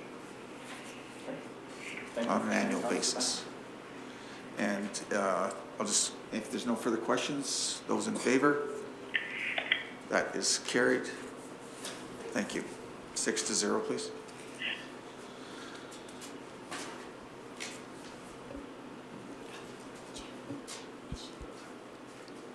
Michelle, did you? Oh, yes. Thank you. All right, Rehoven, I will let you continue with the next item, 6.2, I believe it is. Thank you, Councillor Duncan. Item 6.2, David Thompson Play School relocation request for support. Thank you. Still Matt Martinson, Director of Agriculture and Community Services. Yes, so this is another item that we've had in front of council for initial direction, and that being the request for support from David Thompson Play School regarding the relocation. Last council meeting, we broached this topic with you based on a letter that we received requesting the support. We had direction from council that time to go back to the group and get a bit of a scope on the project and a little more details on what the ask is and what the options are for trying to help them provide a solution to their relocation, which of course is necessary because of the changes within the corridor school plan. So I won't go through the history. It's there for council's information, but we have worked with the group, and we have established a bit of or got an understanding for a bit of a budget regarding what this potential move would look like. We've done an assessment on some of the most viable options within that community of Condor for the relocation, and we have had some discussions with the community hall, and that seems to be a likely and viable location. We've also, as I mentioned, tried to put a rough budget together with the play school at what the cost of this move is going to look like, and resurfacing their existing portable classroom. I'll maybe leave it at that. Turn it back over to the Reeve for facilitating discussion or any questions that council has for us. There is some options that we have laid out that you may want to consider or discuss or have as a part of this, and and those are under the staff recommendations 1 through 6, including in-kind support, cash support, loan, those types of options. Thank you. Any questions? Yes. Deputy Reeve. In looking at the list of what they've outlined as far as expenses, I'm wondering what the priority is because they have a June 30th removal date. I'm sure in that list of what needs to be done, in my opinion, and I'm not sure, and please clarify, that they would have to have the site prep done right away and move the portable. And then everything else, utility hookup, et cetera, could come after the fact. Is that, am I correct in guessing that could be the priority?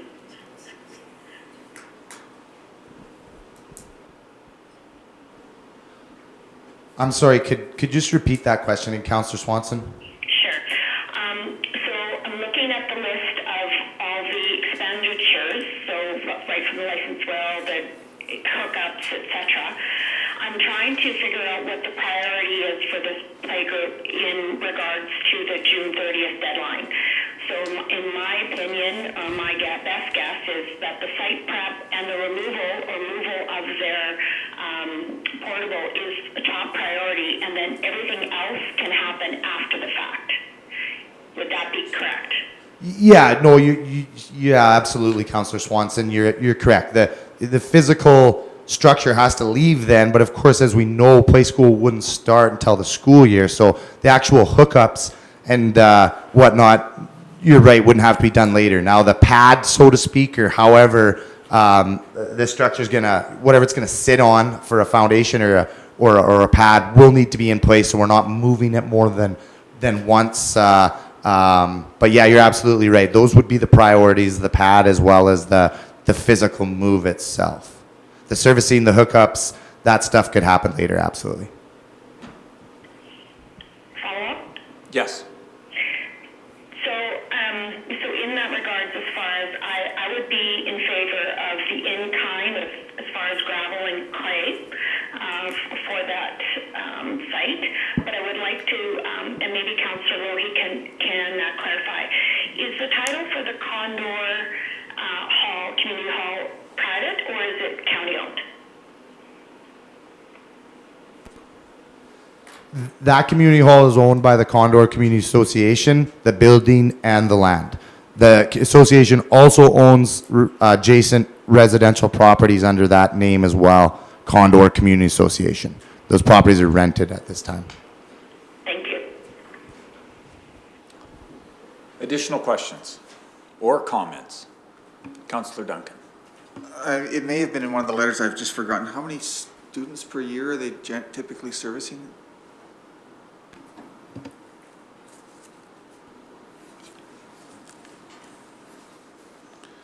I don't know. Was that in one of the letters?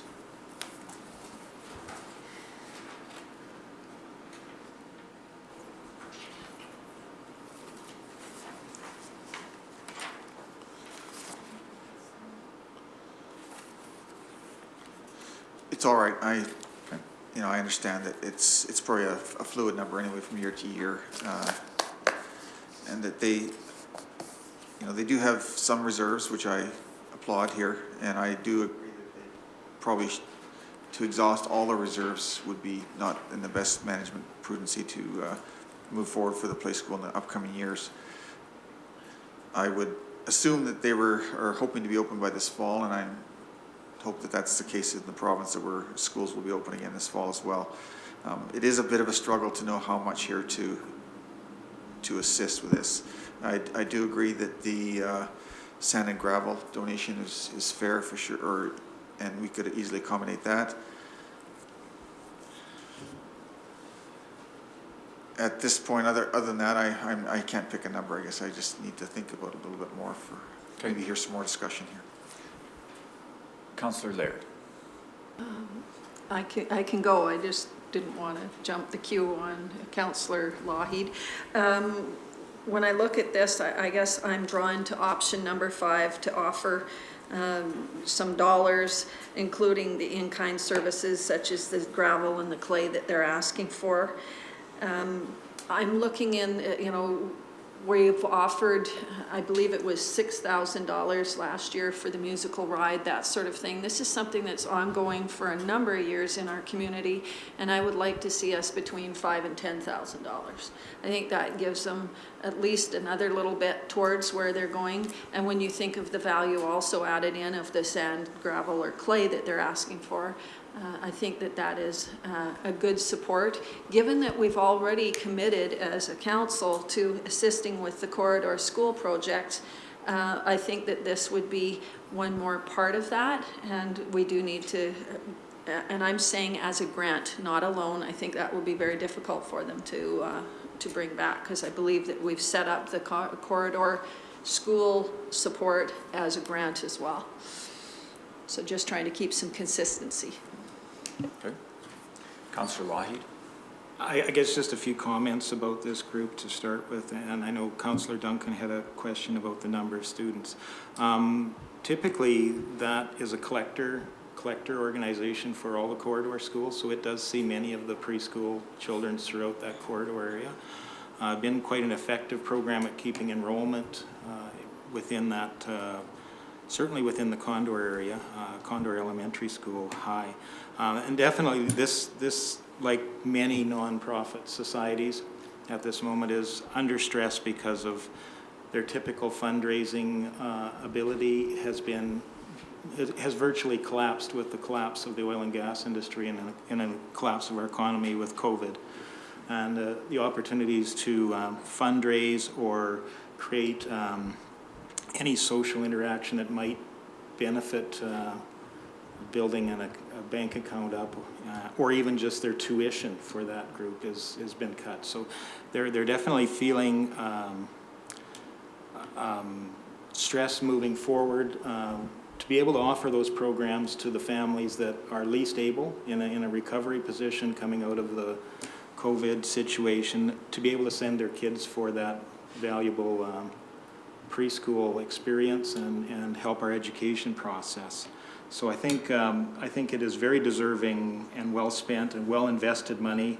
And I'm also pleased to see that they're considering a before and after school program. That's another big plus to economic development in the area. It gets those young families, gives them options, gets people. I'm sure that more and more families are going to have the second parent going out to work to recover from the economic stresses placed here. And this is one more option within a community to support those families as they recover from what we're going through now. Matt? I do have an answer to some of those questions. So last school year, this service provided access to 39 students ages 3 to 5 years old. Now there is flexible options. It's not the traditional 5-day a week. So that kind of boils down to 74 class spots per year, as far as, that 3 or 2 day a week, sort of flexibility that they provide. So they are touching about 40 families last year. There's obviously multiple kid families in some instances. And so for a community that size, that is a significant, it doesn't sound like maybe the giantest number, but for our community, that's a fairly well-used service, I would say, from what we see, if that information helps council. Thank you.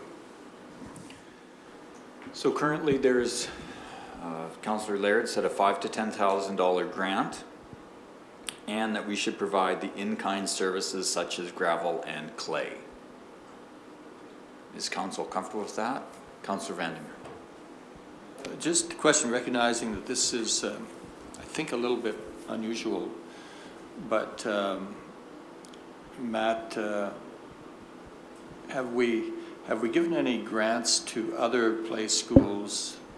And I think of Caroline when they built their playground equipment and extra facilities down there.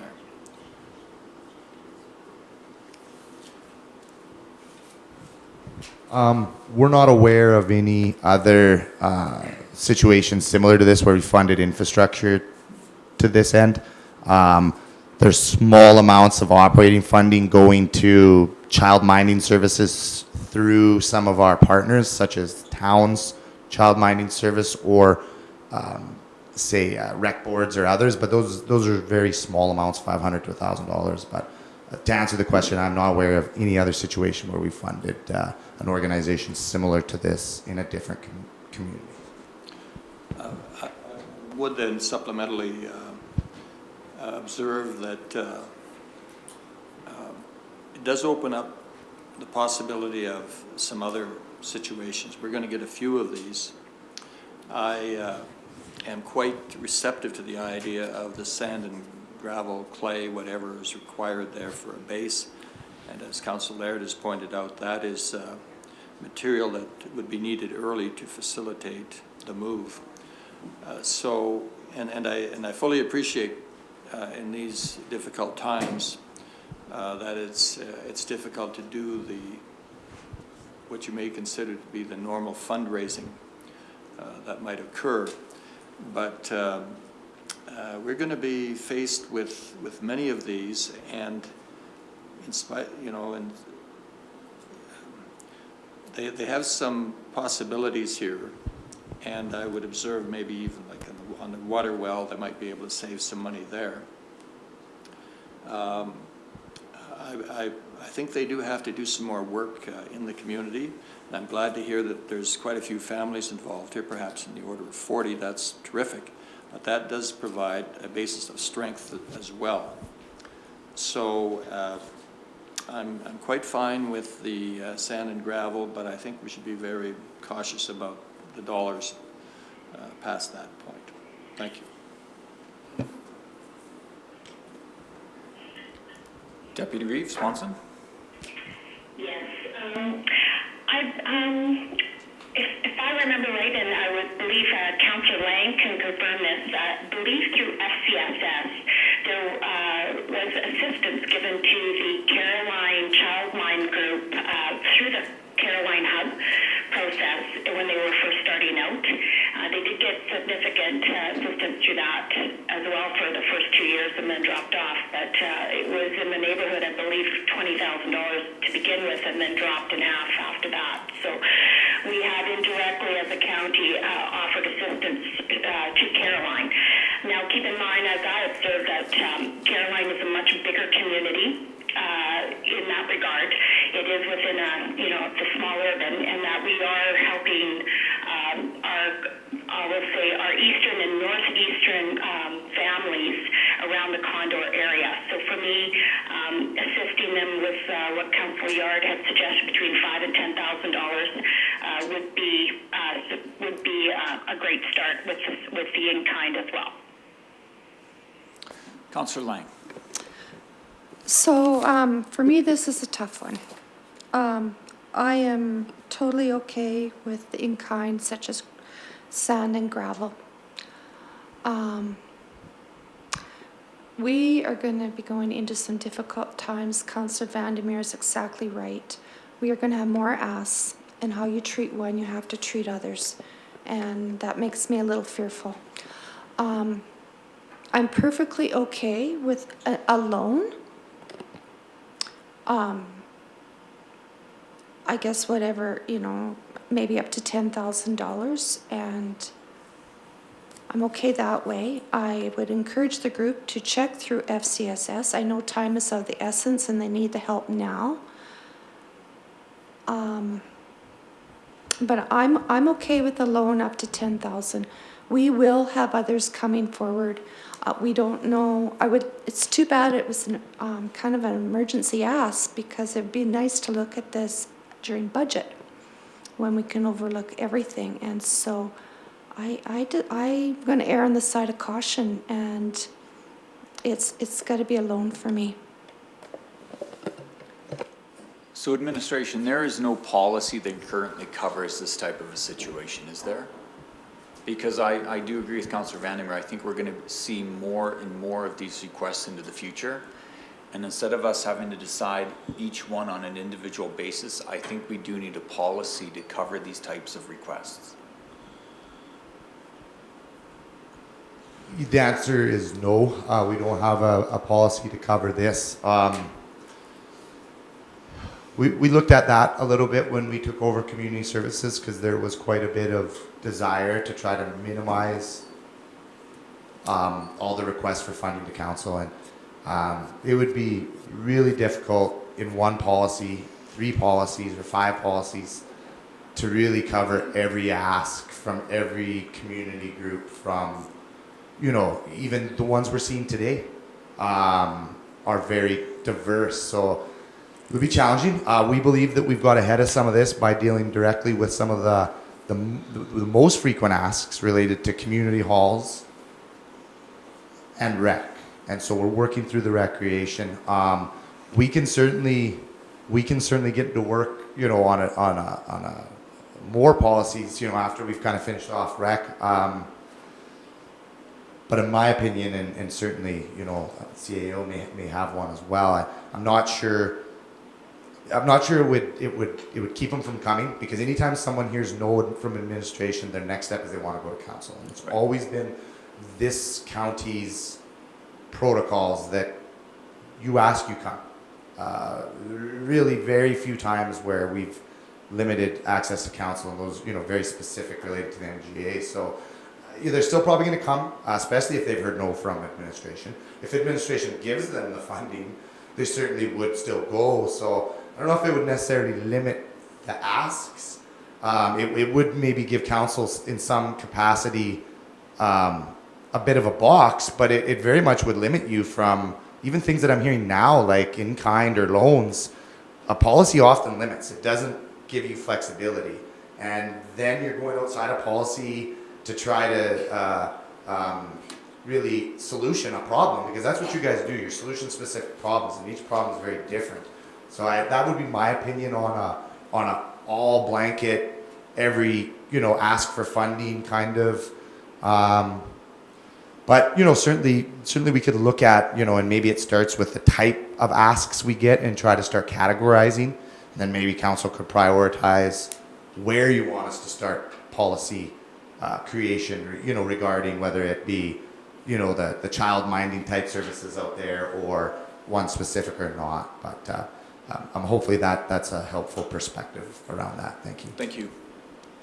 So a grant or a loan? I think everyone's in agreement with the in-kind services, correct? Everyone good? Councillor Lang? The in-kind services were Councillor Vandiver? But how do we deal with the cash? We can say no to that, just the in-kind services. Most likely there will be an increased number of asks coming our way. Is it a grant or a loan? Now, when the Caroline Museum came up and wanted funds to move the Cheddarville Church, we matched that up to 50%. Matt, do you know how much do you recall how much we ended up having to pay? Because they fundraised and they got a significant amount of funds.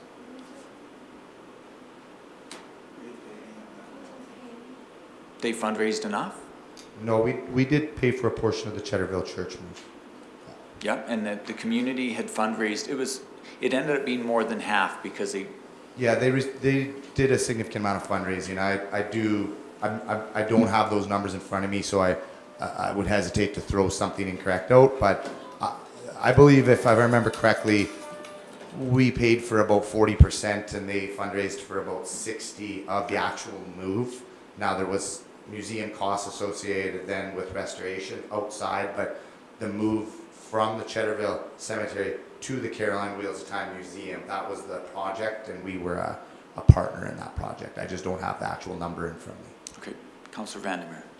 I don't have the exact numbers either, but my recollection on that was that they fundraised $14,000, and the actual move was donated. The moving company that moved the building donated the whole thing.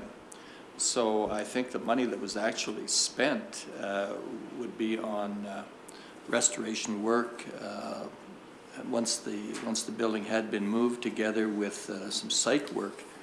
and I don't know what the actual dollars were, but they started with very little funds and asked the county to contribute the 50%, but they wound up doing most of it on their own. Yeah, just a point of clarification. Rhonda Sirhan, Manager of Financial Services. Just a point of clarification on the in-kind ask. There would be a dollar amount associated with that, the cost of the gravel and the clay. And I think Matt has a couple of different options about where, whatever total you decide on, where that would come from.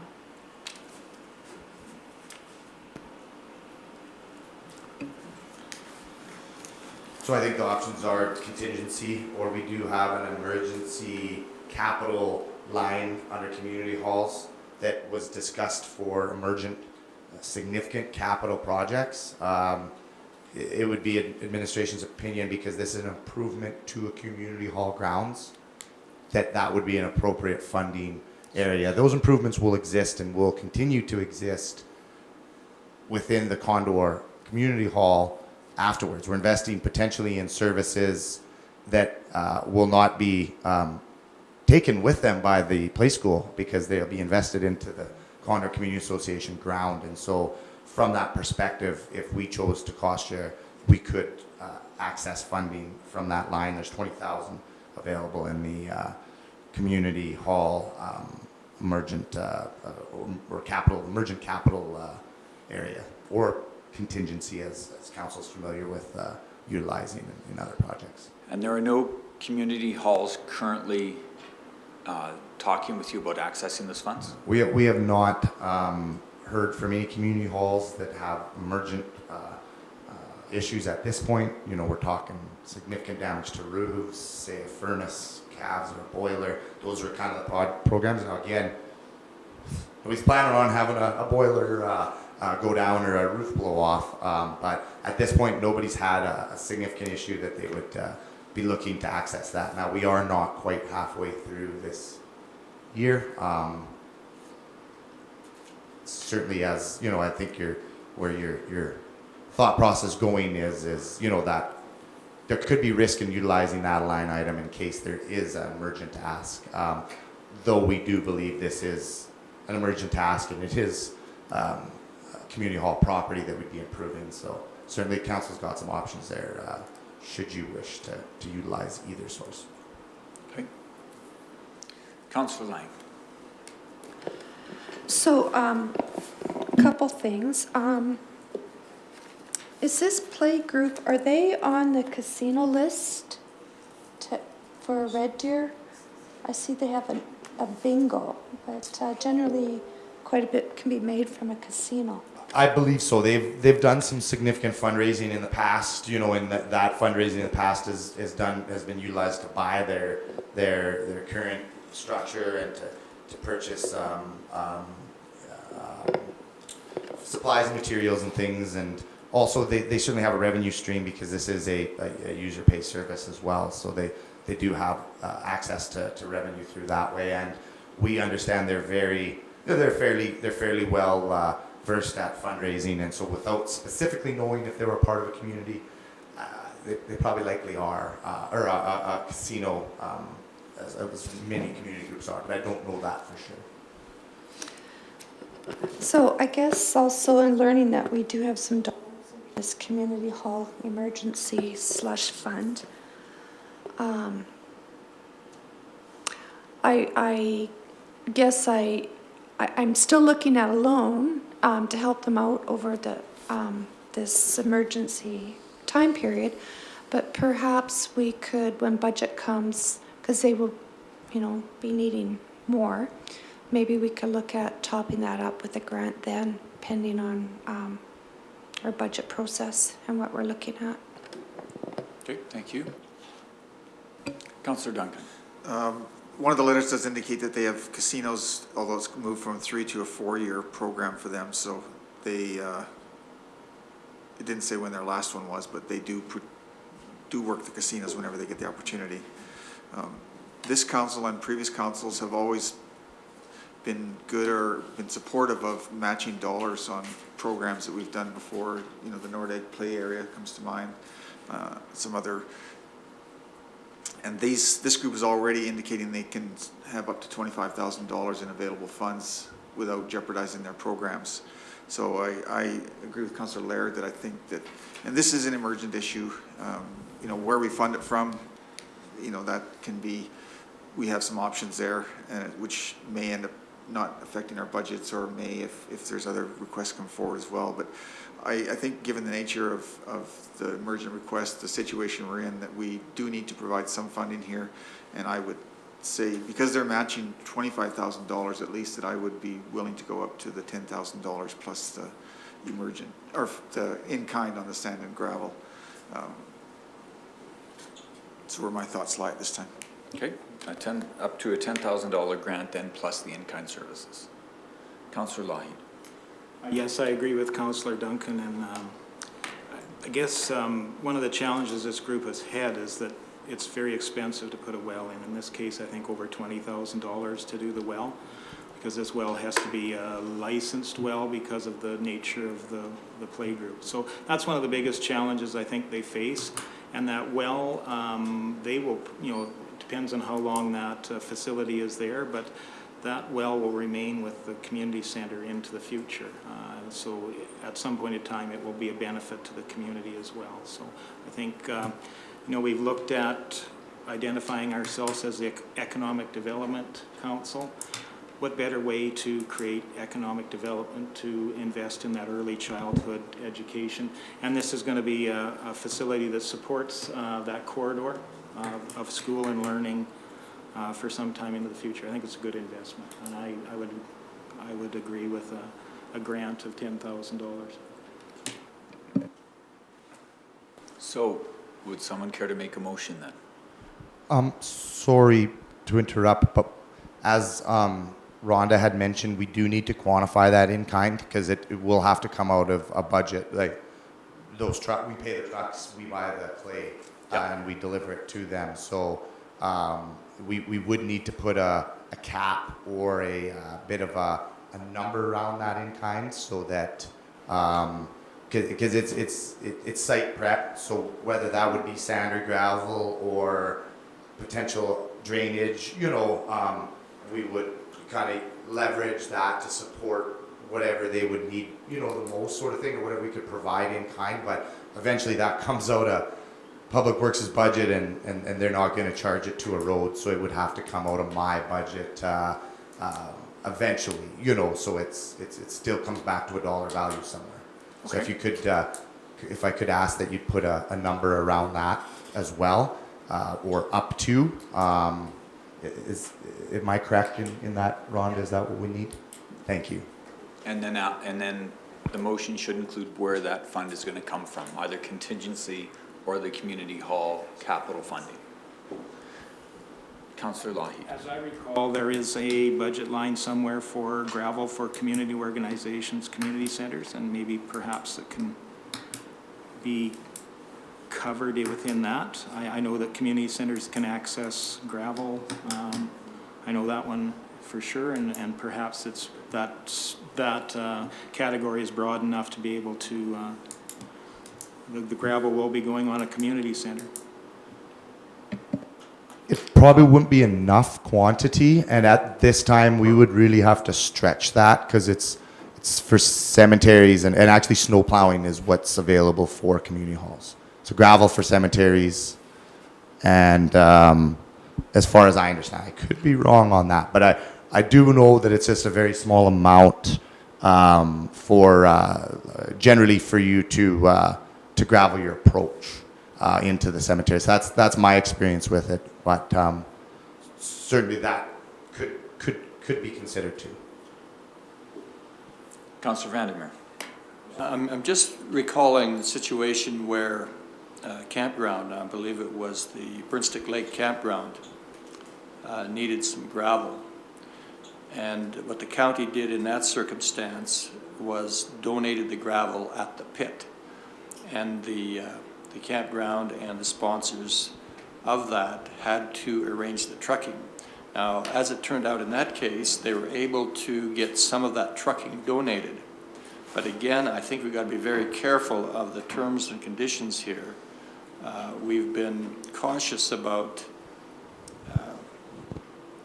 well, we haven't, in my recollection, hauled any gravel or dirt for parties. And normally in a community, there are lots of trucks around. And I think that's something that groups like this can access if they work at it. Councillor Laird. As the discussion was progressing, I recalled reading something in the letter from the play school, and it indicated that some family members from the play school group have generously donated pad preparation in the hall yard and for the relocation, and they have the equipment to do so. What they're asking for, according to the letter, is 40 yards of clay and 60 yards of gravel. Perhaps staff could help us with some approximate numbers on that, and that would give us some idea of what that in-kind would be valued at.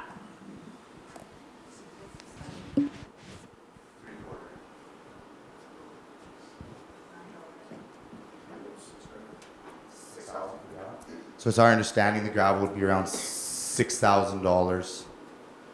That would be at the pit, not including trucking. Closest pit to Condor is Cooper, Caroline, just north of Caroline. $9 a yard? No. That's approximately a yard, right?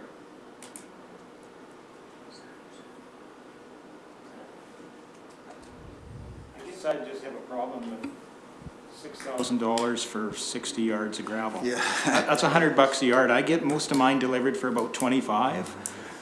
And I think there's some efficiencies when we, Yeah, there's a decimal point out there. It's $640 a yard or something would be. Sorry about that. I'm not the gravel guy, so translation, but $600 at the pit roughly, closest pit being Cooper, approximately for that amount of gravel, which they've identified to basically use as a surface for their pad. Okay. Councillor Laird. All right, so what I'm hearing is we could probably live within a cap of, $2,000 to $2,500 easily. Would that be a correct statement with 40 yards of clay and 60 yards of gravel? Yeah, without trucking, clay would Without be trucking. worth less at the pit. Now we would likely have to dig it. If we had an open burrow pit someplace, we would have to dig it. But I believe that $2,500 would be more than enough. Up to council wanted to say in-kind contributions for clay and gravel up to $2,000. Okay. I think that would be very appropriate and fair. And I think it meets what we need from a finance perspective as well. Thank you. That helped a lot. Reading that, at least we've got some idea of what the real request is. So if we put a cap on 2,000 at the pit, there is value in our trucks delivering some of this for optics. This is our community. This is economic development at its core, I believe. So there's perhaps some consideration around that we could put, but the value of the materials themselves I could see capped at 2,000. Whether we truck it or not could be another option that we could share in with some very nice community-minded trucking company in the area. Councillor Wahi. I can concur with Councillor Laird. I think for speaking as a director of the Condor Community Center, I was very happy to see that nice red truck drop off a couple loads of gravel to help us through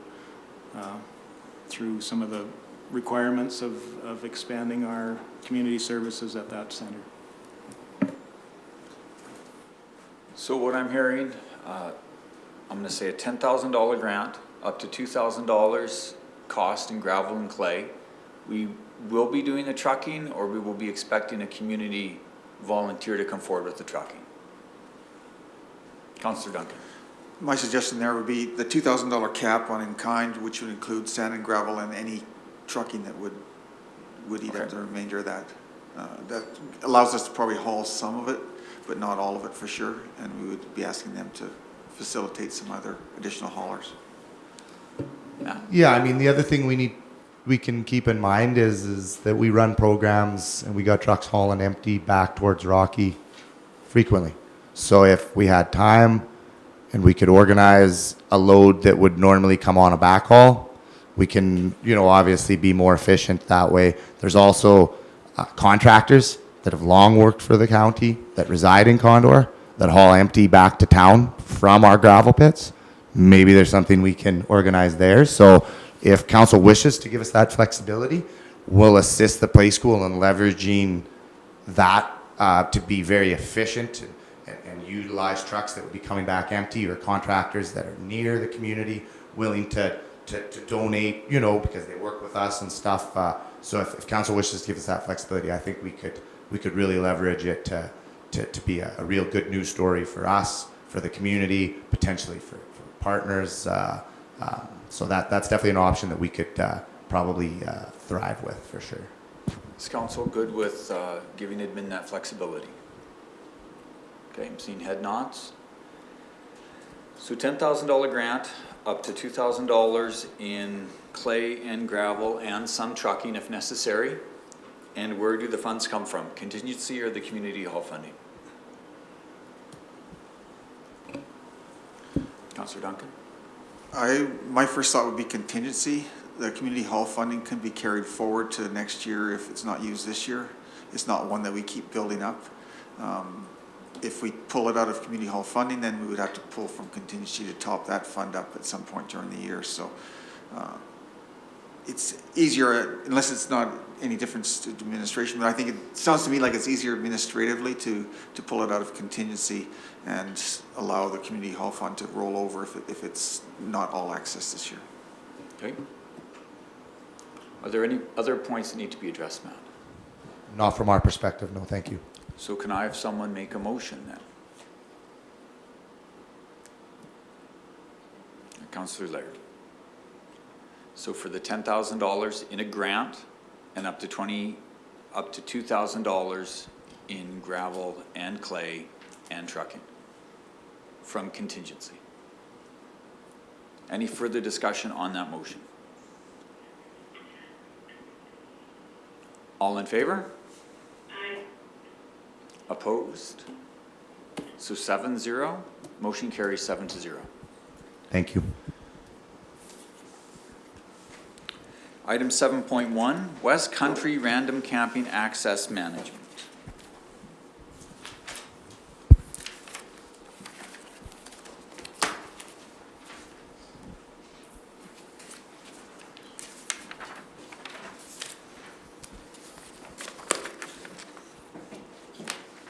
Good morning, council.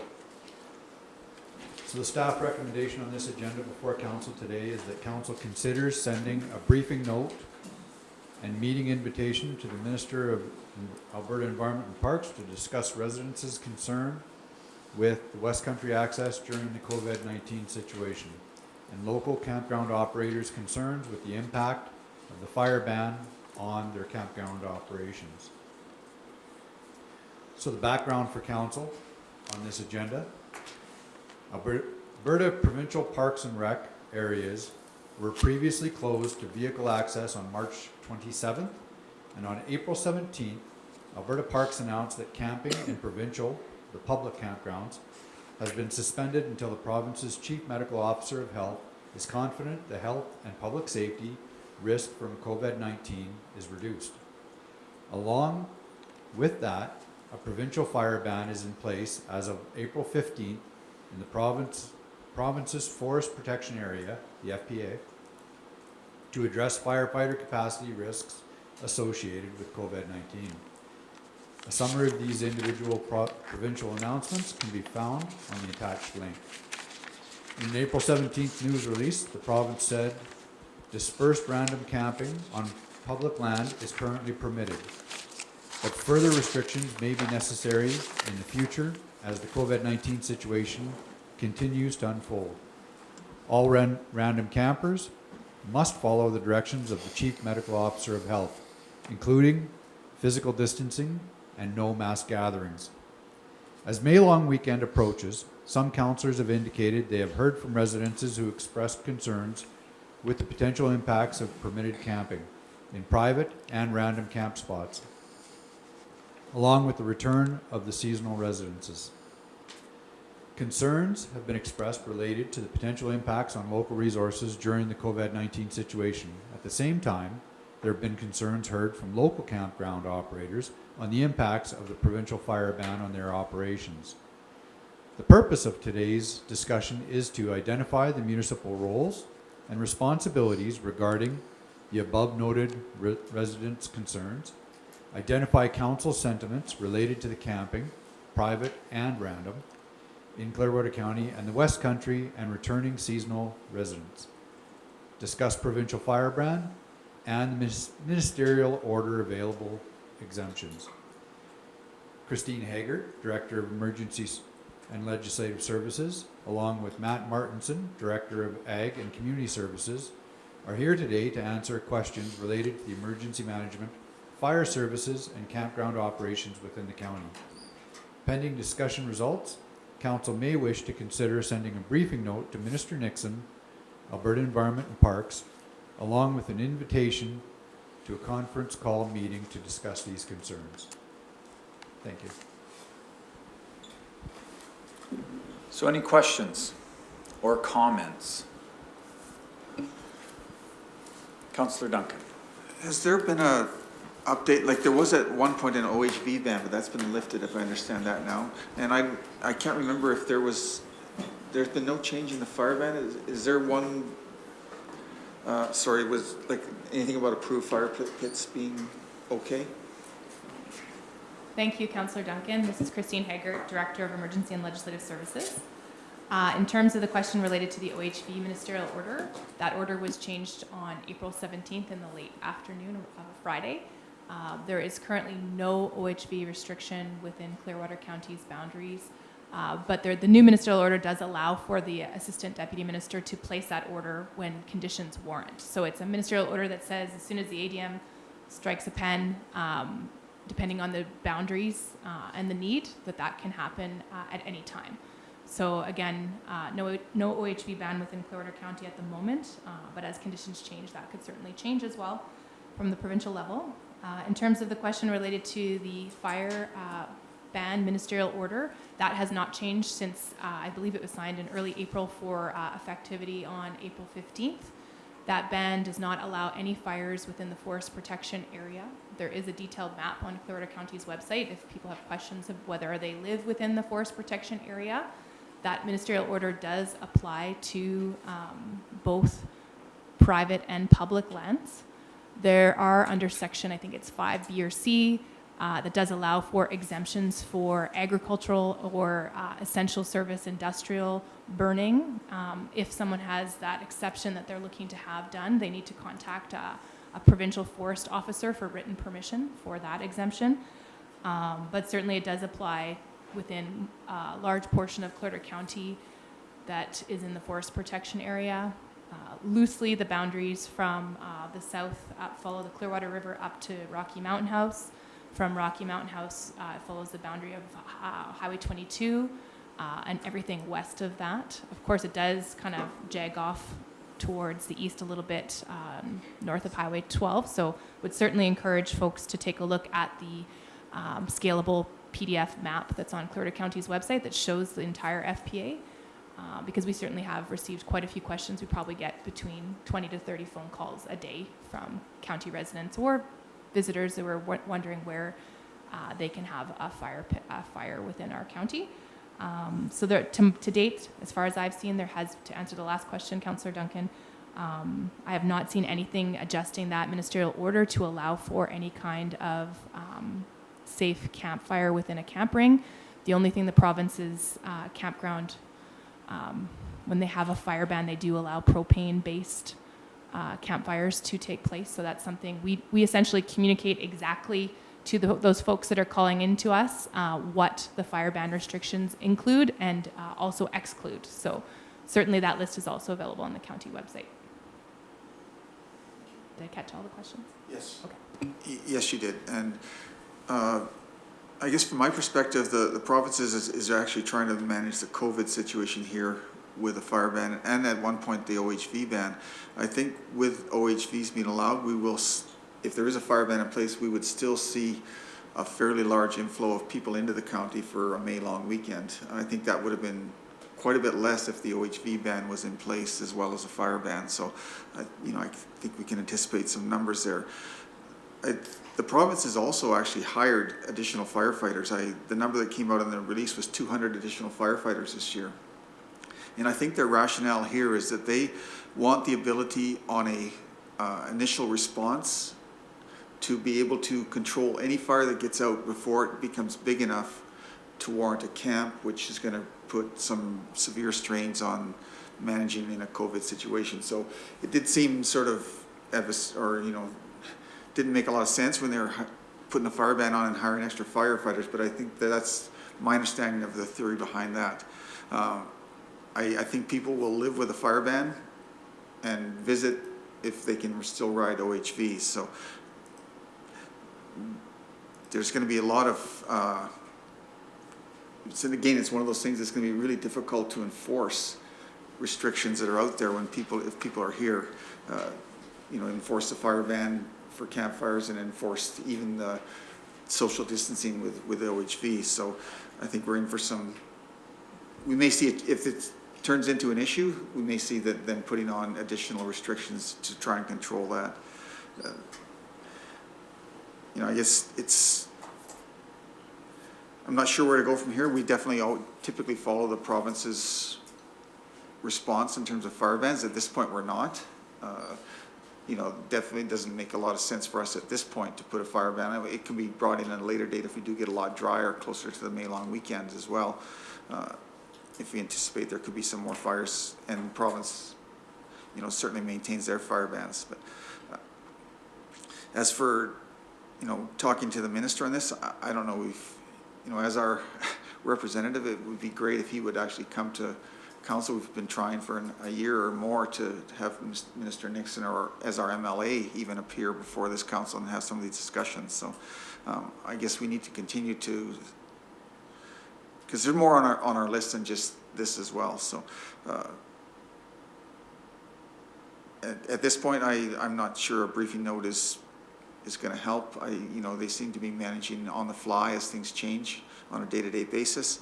And I think I did talk to a campground operator that was okay with the fire ban, a private campground, and they're actually delaying their opening till June 1st, just to manage, because they feel it'll be difficult to manage for their staff even on a campground, the COVID situation. So there are, not all campground operators are looking for an answer to the fire ban, but some are and some aren't. So that's my thoughts there.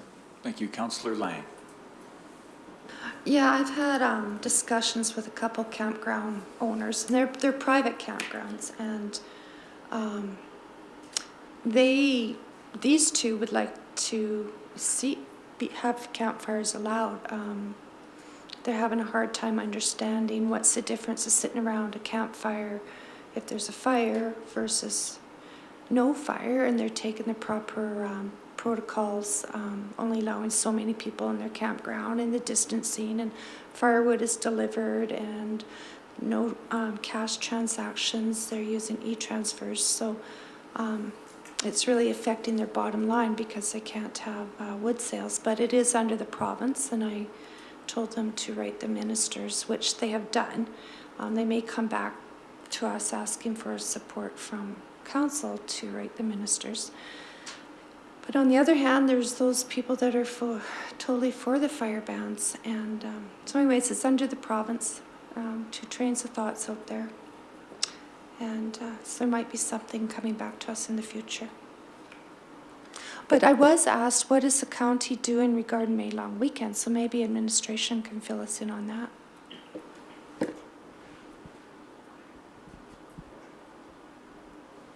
Thank you, Councillor Lang. Again, this is Christine Heggert, Director of Emergency and Legislative Services, just in case I don't think I'm on camera. Wanted to provide an update in terms of the May Long Weekend Task Force. From my understanding, the task force is still meeting and there is intent to continue with that. What that will look like, I think they're having a meeting, if I'm not mistaken, this morning, and further information will come to council in terms of what their activities would be. So certainly that will continue from a municipal perspective. Does that answer your question, Councillor Lang? Deputy Reeve-Swanson. Yes, thank you. I guess when I look at this, our province has declared a state of emergency. We're still under a state of emergency as a province, and I believe our municipality is, we need to help instill public safety. We've had fire bans before. This isn't the first time, and under other dire circumstances. So to me, the fire ban is a non-issue in this because we just follow whatever the province has done. And as I reiterate, it is more of a public safety in regards to the COVID. My question would be more on the fact that, how can we assist in these, it's the gatherings of 15 or more and no masks. And when people are out west, we all gravitate. The private campgrounds will have their own OH&S rules, but it's where the random camping happens. I know in the past, private people were allowed to report any, trail misuse and things like that, and there was fines could be given out on a picture, for example. Will the province allow that again? If people are gathering more than 15, can they take a picture and say, we've broken? Because there are fines, $1,200 if you're gathering more than 15 and, not adhering to the public safety. So for me, that is more of an issue. There are a lot of urbans right now that are prepping their fifth wheels for the May Long Weekend and probably before. Let's give them a reason to mind the parameters that AHS has put out, and this is a discussion that we as a council need to have publicly so that our residents know that we are aware of this, and our province has been giving us the orders as well to assist. So any comments on the OHV and public reporting, I would welcome. Councillor Lougheed. I guess just a comment along that same line. I know that there's very few restrictions on random camping, and in this case, very difficult to enforce any of these complaints that would come about. So I just wonder if we've given any thought to that enforcement, or does the province given us any indication that there will be additional resources for enforcement to try and keep our public safe as they socially distance themselves in their random camping areas? And I think typically in the past we've seen a surge on the May Long Weekend. As that weekend ends, many of those people will probably just stay where they are. There's no reason for many of them to head back home. They're not working or not able to work at that time. So we may have a larger group of people that stay and enjoy the West Country through this process here. And ultimately, I think that will lead to more complaints, and we would need to have the resources to be able to address those, and I don't know where those come from. Reeve Hoban, if I may address the question from Councillor Lougheed as well, comment from Councillor Swanson. In terms of enforcement and the complaint process, I'll just outline what the province has said that would look like. Essentially, the complaint goes through whether it's a mass gathering or a sick person that's at large that should be under the mandatory isolation. They're required, if someone's looking to address that concern, they can fill out the complaint form process, which is on AHS's website. We do have a link on the Clearwater County website under COVID-19 resources. It says enforcement complaint. That's a link to the AHS form directly. From there, they will investigate and then dispatch the appropriate enforcement mechanism as available. Again, Councillor Lougheed, you mentioned enforcement. We have no indication at this time that there's going to be an increased enforcement presence in the West Country. And with COVID-19, just the nature of pandemic, it's not likely to see an increase in my mind. As well, it'll be hard even for ourselves to predict with our 4 peace officer complement what we'll have in terms of enforcement, but we certainly plan to be out and about. And again, barring any pandemic reaching our staff. Thank you. So do we have any questions that we would like addressed with our MLA?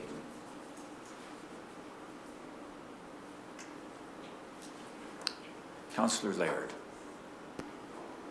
Just building off of what Ms. Haggard had indicated was, that, we're kind of focusing on complaint and enforcement. As we see more activity in the back country, OHV use, we also see more actions where we have emergency events happen. People get hurt. That's going to put a strain on the emergency response, including police, fire, and ambulance, and probably SAR for those who get lost.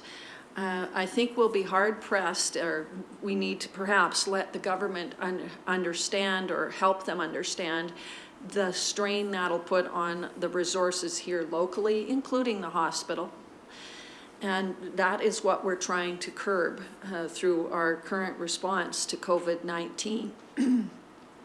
That being said, I think it warrants that conversation just to ensure that they understand it's going to strain the local resources in all levels and the hospital, just to have that additional influx of people who go out and recreate. Additionally, the process for complaint, my understanding is go online and fill out a form. When you can't hardly get a cell reception in the backcountry, I think we'd be hard-pressed to be filling out a form to a location randomly in the backcountry, which often comes into a dispatch 911 emergent call as we're near to the trees. So I think that we need to have a lot more thought around the process for reporting and a lot more understanding of the potential impact it is to our community as we move into more people coming out to our area and recreating and still distancing themselves. I think it warrants the conversation.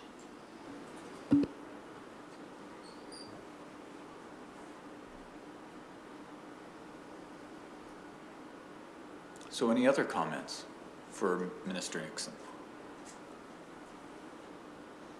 Councillor Lang. Councillor Liard, that was well said. But I'm thinking maybe, if the province does start limiting random camping, maybe they can look at the private campgrounds and, encouraging campers to go there and following the regulations. People want to get out and recreate, and it is nice to get out somewhere, but maybe opening it up and maybe allowing fire pits in some of these areas is a certain size, proper regulations, so people could still get out, enjoy the summer, but have limitations on the random camping maybe for this summer. Might be what's needed. Councillor Vandermeer. Just to comment on that from the perspective of a private campground, I believe in my communications, I believe they're very concerned that with any restrictions on random camping, it will drive the people into their campground, and they've got more people than they can accommodate at this point in time. So that, to me, doesn't look like it would be a solution at all. Either this random camping has to be done responsibly with some oversight using provincial resources, I would submit, or the province is going to have to shut it down, which would put a severe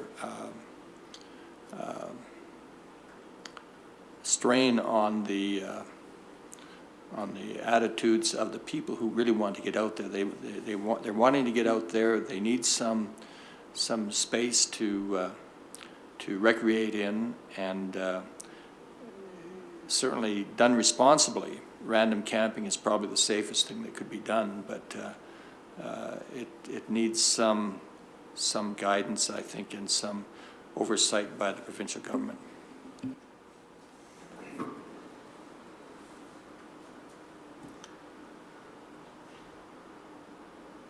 Any further comments? You know, so much of what we're talking about here is the province's responsibility and not ours.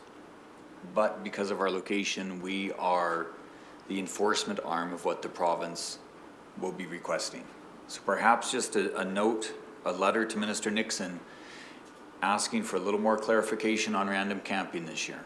Because will there be additional costs for this county to enforce some of the regulations? And if there are additional costs, we'll see if the province is available to give us additional resources. Comments on that? Enforcement will be, there's only a certain individuals that can actually do the enforcement. Yes. Like you can't reallocate firefighters to do enforcement. They can do some education, but that's it. Yeah. And we do currently have our CPOs have some authority under the Public Lands Act and that to do some enforcement out there. So it's probably a fair question to ask to ask Minister Nixon if the province is considering any additional enforcement and what role a county may be requested to provide in that respect. Recognizing that it's much more difficult to even initiate a task force on the weekend. Typically in those situations we have two officers riding together in a side-by-side or going together. That's working alone is in itself is going to be a whole Yes. different issue in that, and it would be good to clarify if there's going to be additional resources to make that work, because realistically where we have one side-by-side now, we would maybe have to look at providing two, and for people to travel together, or officers to travel together. And I guess also just further clarification if there will be changes to random camping this summer. Because if there will be that coming from the province, they need to start advertising that immediately and not wait till May 20th after the long weekend. Christine. Thank you, Reefhoven. Just wanted to add to Councillor Duncan's comments in terms of enforcement. So for enforcement in the West Country, that would be, in my mind, a shared responsibility. Certainly, RCMP and different provincial departments with jurisdictions such as Fish and Wildlife, Conservation, Parks, they have enforcement authorities. And as well, just an update in terms, I believe Council is aware, for COVID-19 related public health order enforcements, our peace officers are also granted authority to enforce those public health orders of mass gathering, and as well for those isolation requirements. But like I said, the province's process is for the form online to be filled out, and then that would come to an enforcement officer as appropriate. We have not received any of those in Clearwater County to date. I understand some other adjacent jurisdictions have, and so they're dealing with their peace officers. And certainly from an operational standpoint, we've built standard operating guidelines to keep our municipal staff safe while doing those enforcement mechanisms. So including things like using the proper personal protective equipment, keeping that distancing, and knowing when to get in and out of a situation.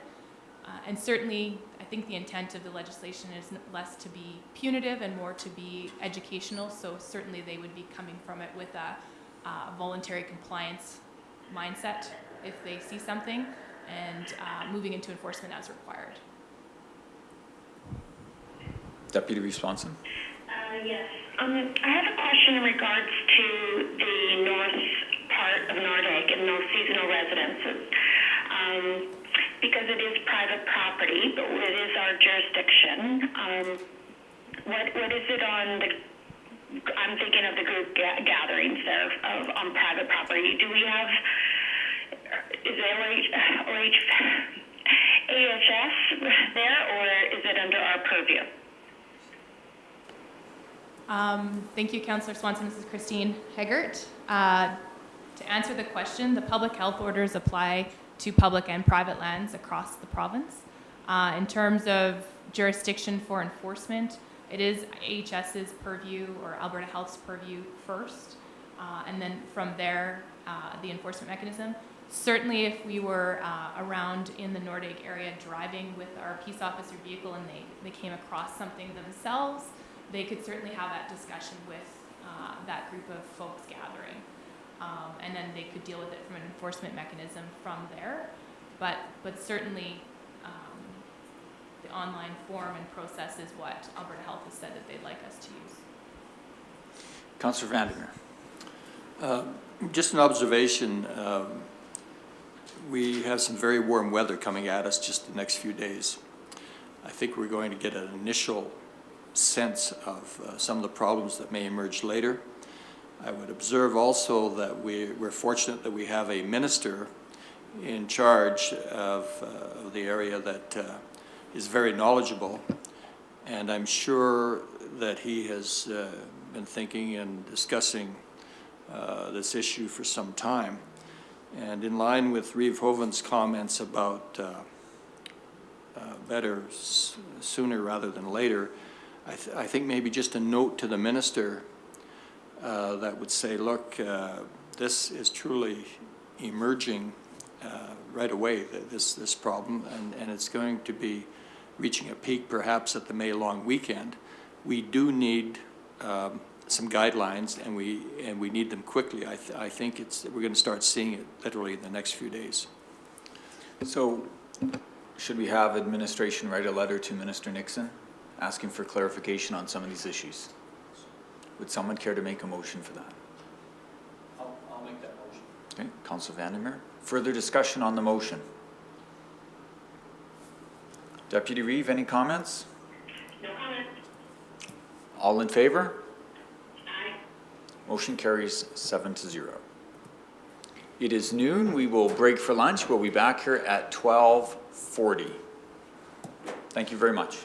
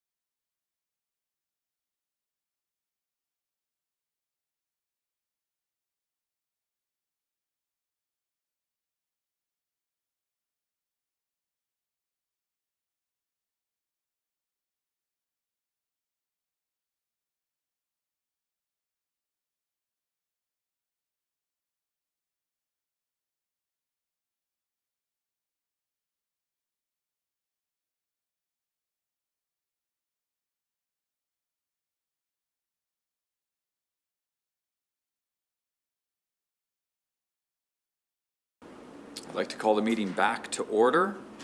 It is 12:47 p.m. We are on item 8.1, the CAO report.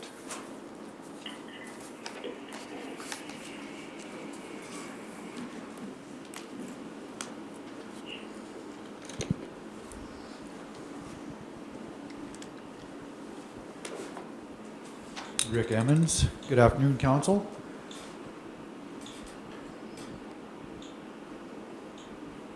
So the CAO report for April 28th, the Clearwater County COVID update. Clearwater County's ECC, the Emergency Coordination Center, continues to monitor the COVID pandemic to help and assist and protect staff and the public. Safe work practices and procedures remain in place to ensure compliance with the legislation. All non-essential public and staff events remain canceled, and all non-critical work-related travel outside of Clearwater County is prohibited until May 15th or until further notice. Clearwater County facilities are open to the public by appointment only. Mandatory screening, visitor screening prior to entry. Regular council meetings continue as scheduled. Staff and public encouraged to watch via live stream.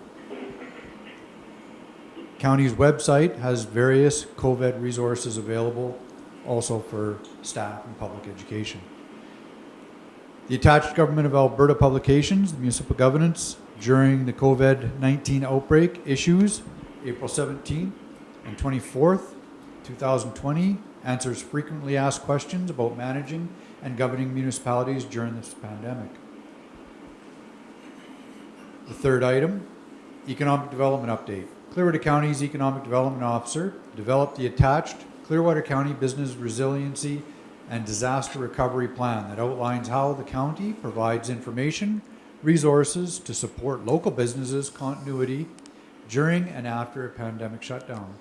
The EDO's current activities include participating in and sharing of relevant webinars with the local businesses and community, working with the Town of Rocky Mountain House EDO and Rocky Mountain House District Chamber of Commerce to list local businesses that are currently operating, connecting with local businesses operators through the business support hotline and direct calls, creating an online training session for the National Historic Site staff, preparing promotional materials, activities for local tourism once COVID-19 restrictions are lifted, and reviewing Alberta Park changes to recreational areas within Clearwater County. And attached to the report is the FAQ. Any questions or comments for Mr. Emmons?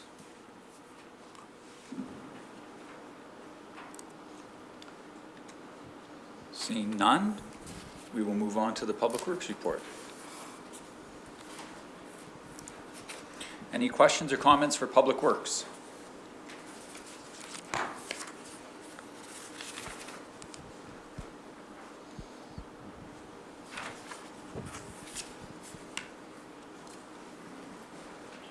Yes, I have a question. Yes. In regards to the Alberta Transportation roundabouts that we have information about, I'm assuming that the one on 11A within the town municipality, and that is a possible go-ahead? That is a what? It's a possible go-ahead? The one in the one roundabout within the town boundary?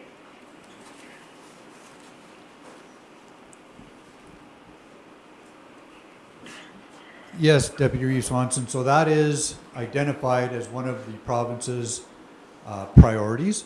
So it's not a for sure, but it's made its way onto the list of priorities for further engineering and research. So would it be fair to say that when was it Minister McIver that announced that there was more money being for road infrastructure, this could possibly be one of those projects? Correct. Thank you. You're welcome. Does council have any other questions?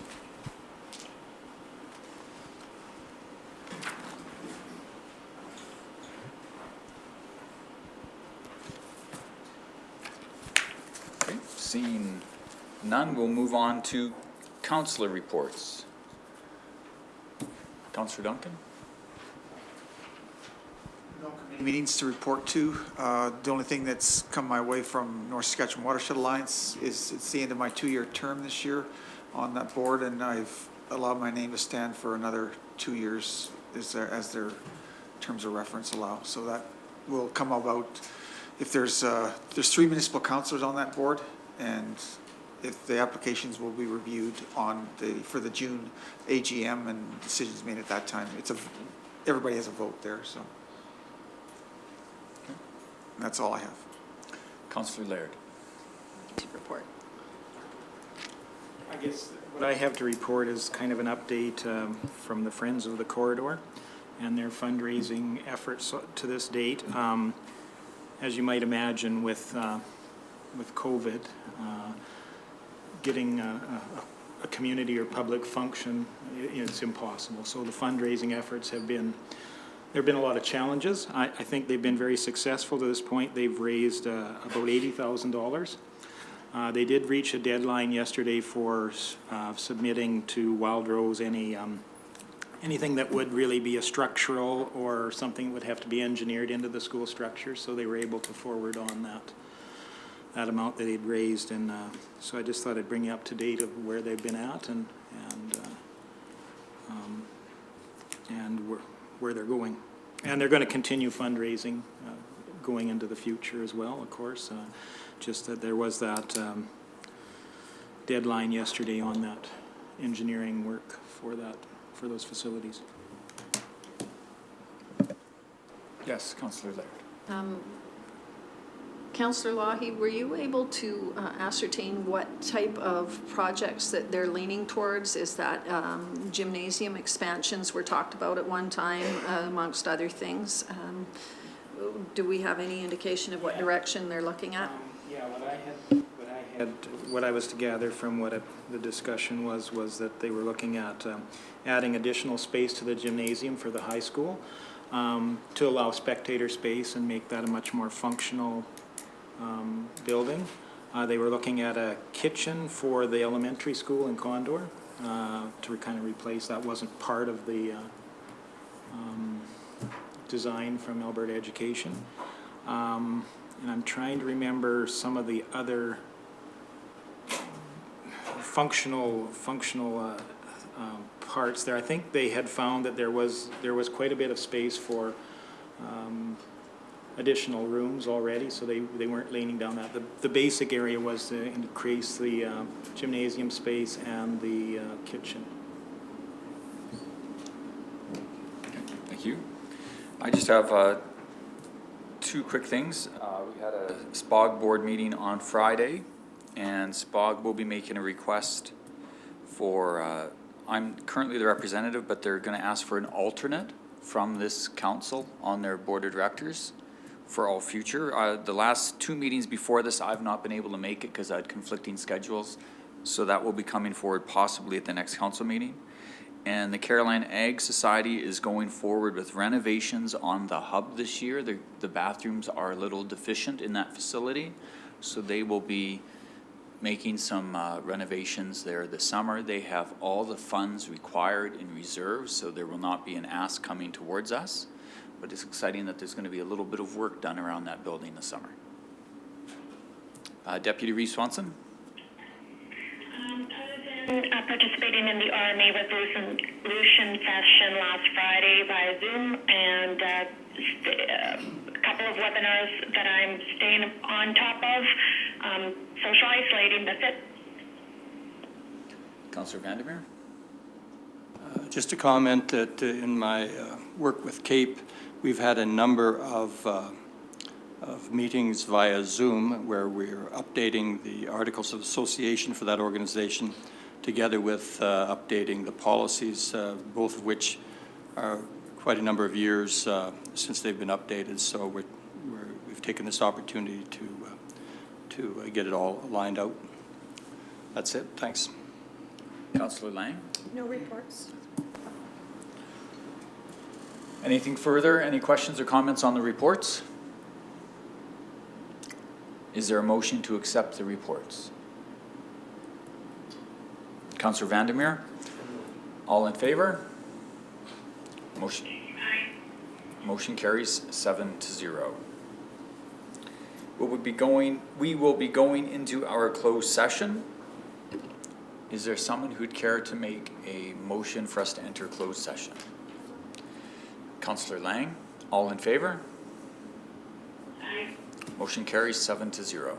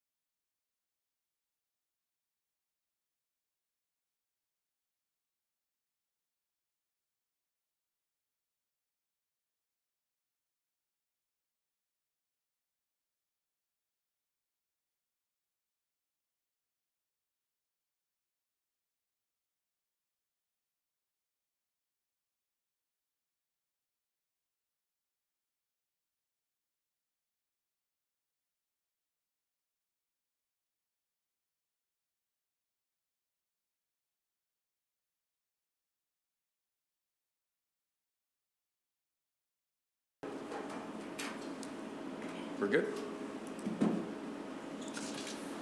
It is 3:18 PM. We've just left our closed session. We have no motions to bring forward out of that closed session, so all we have left is a motion to adjourn. I make a motion. Deputy Reese Swanson moves. All in favor? Aye. Motion carries 7-0. Thank you very much, everyone. Have a good afternoon.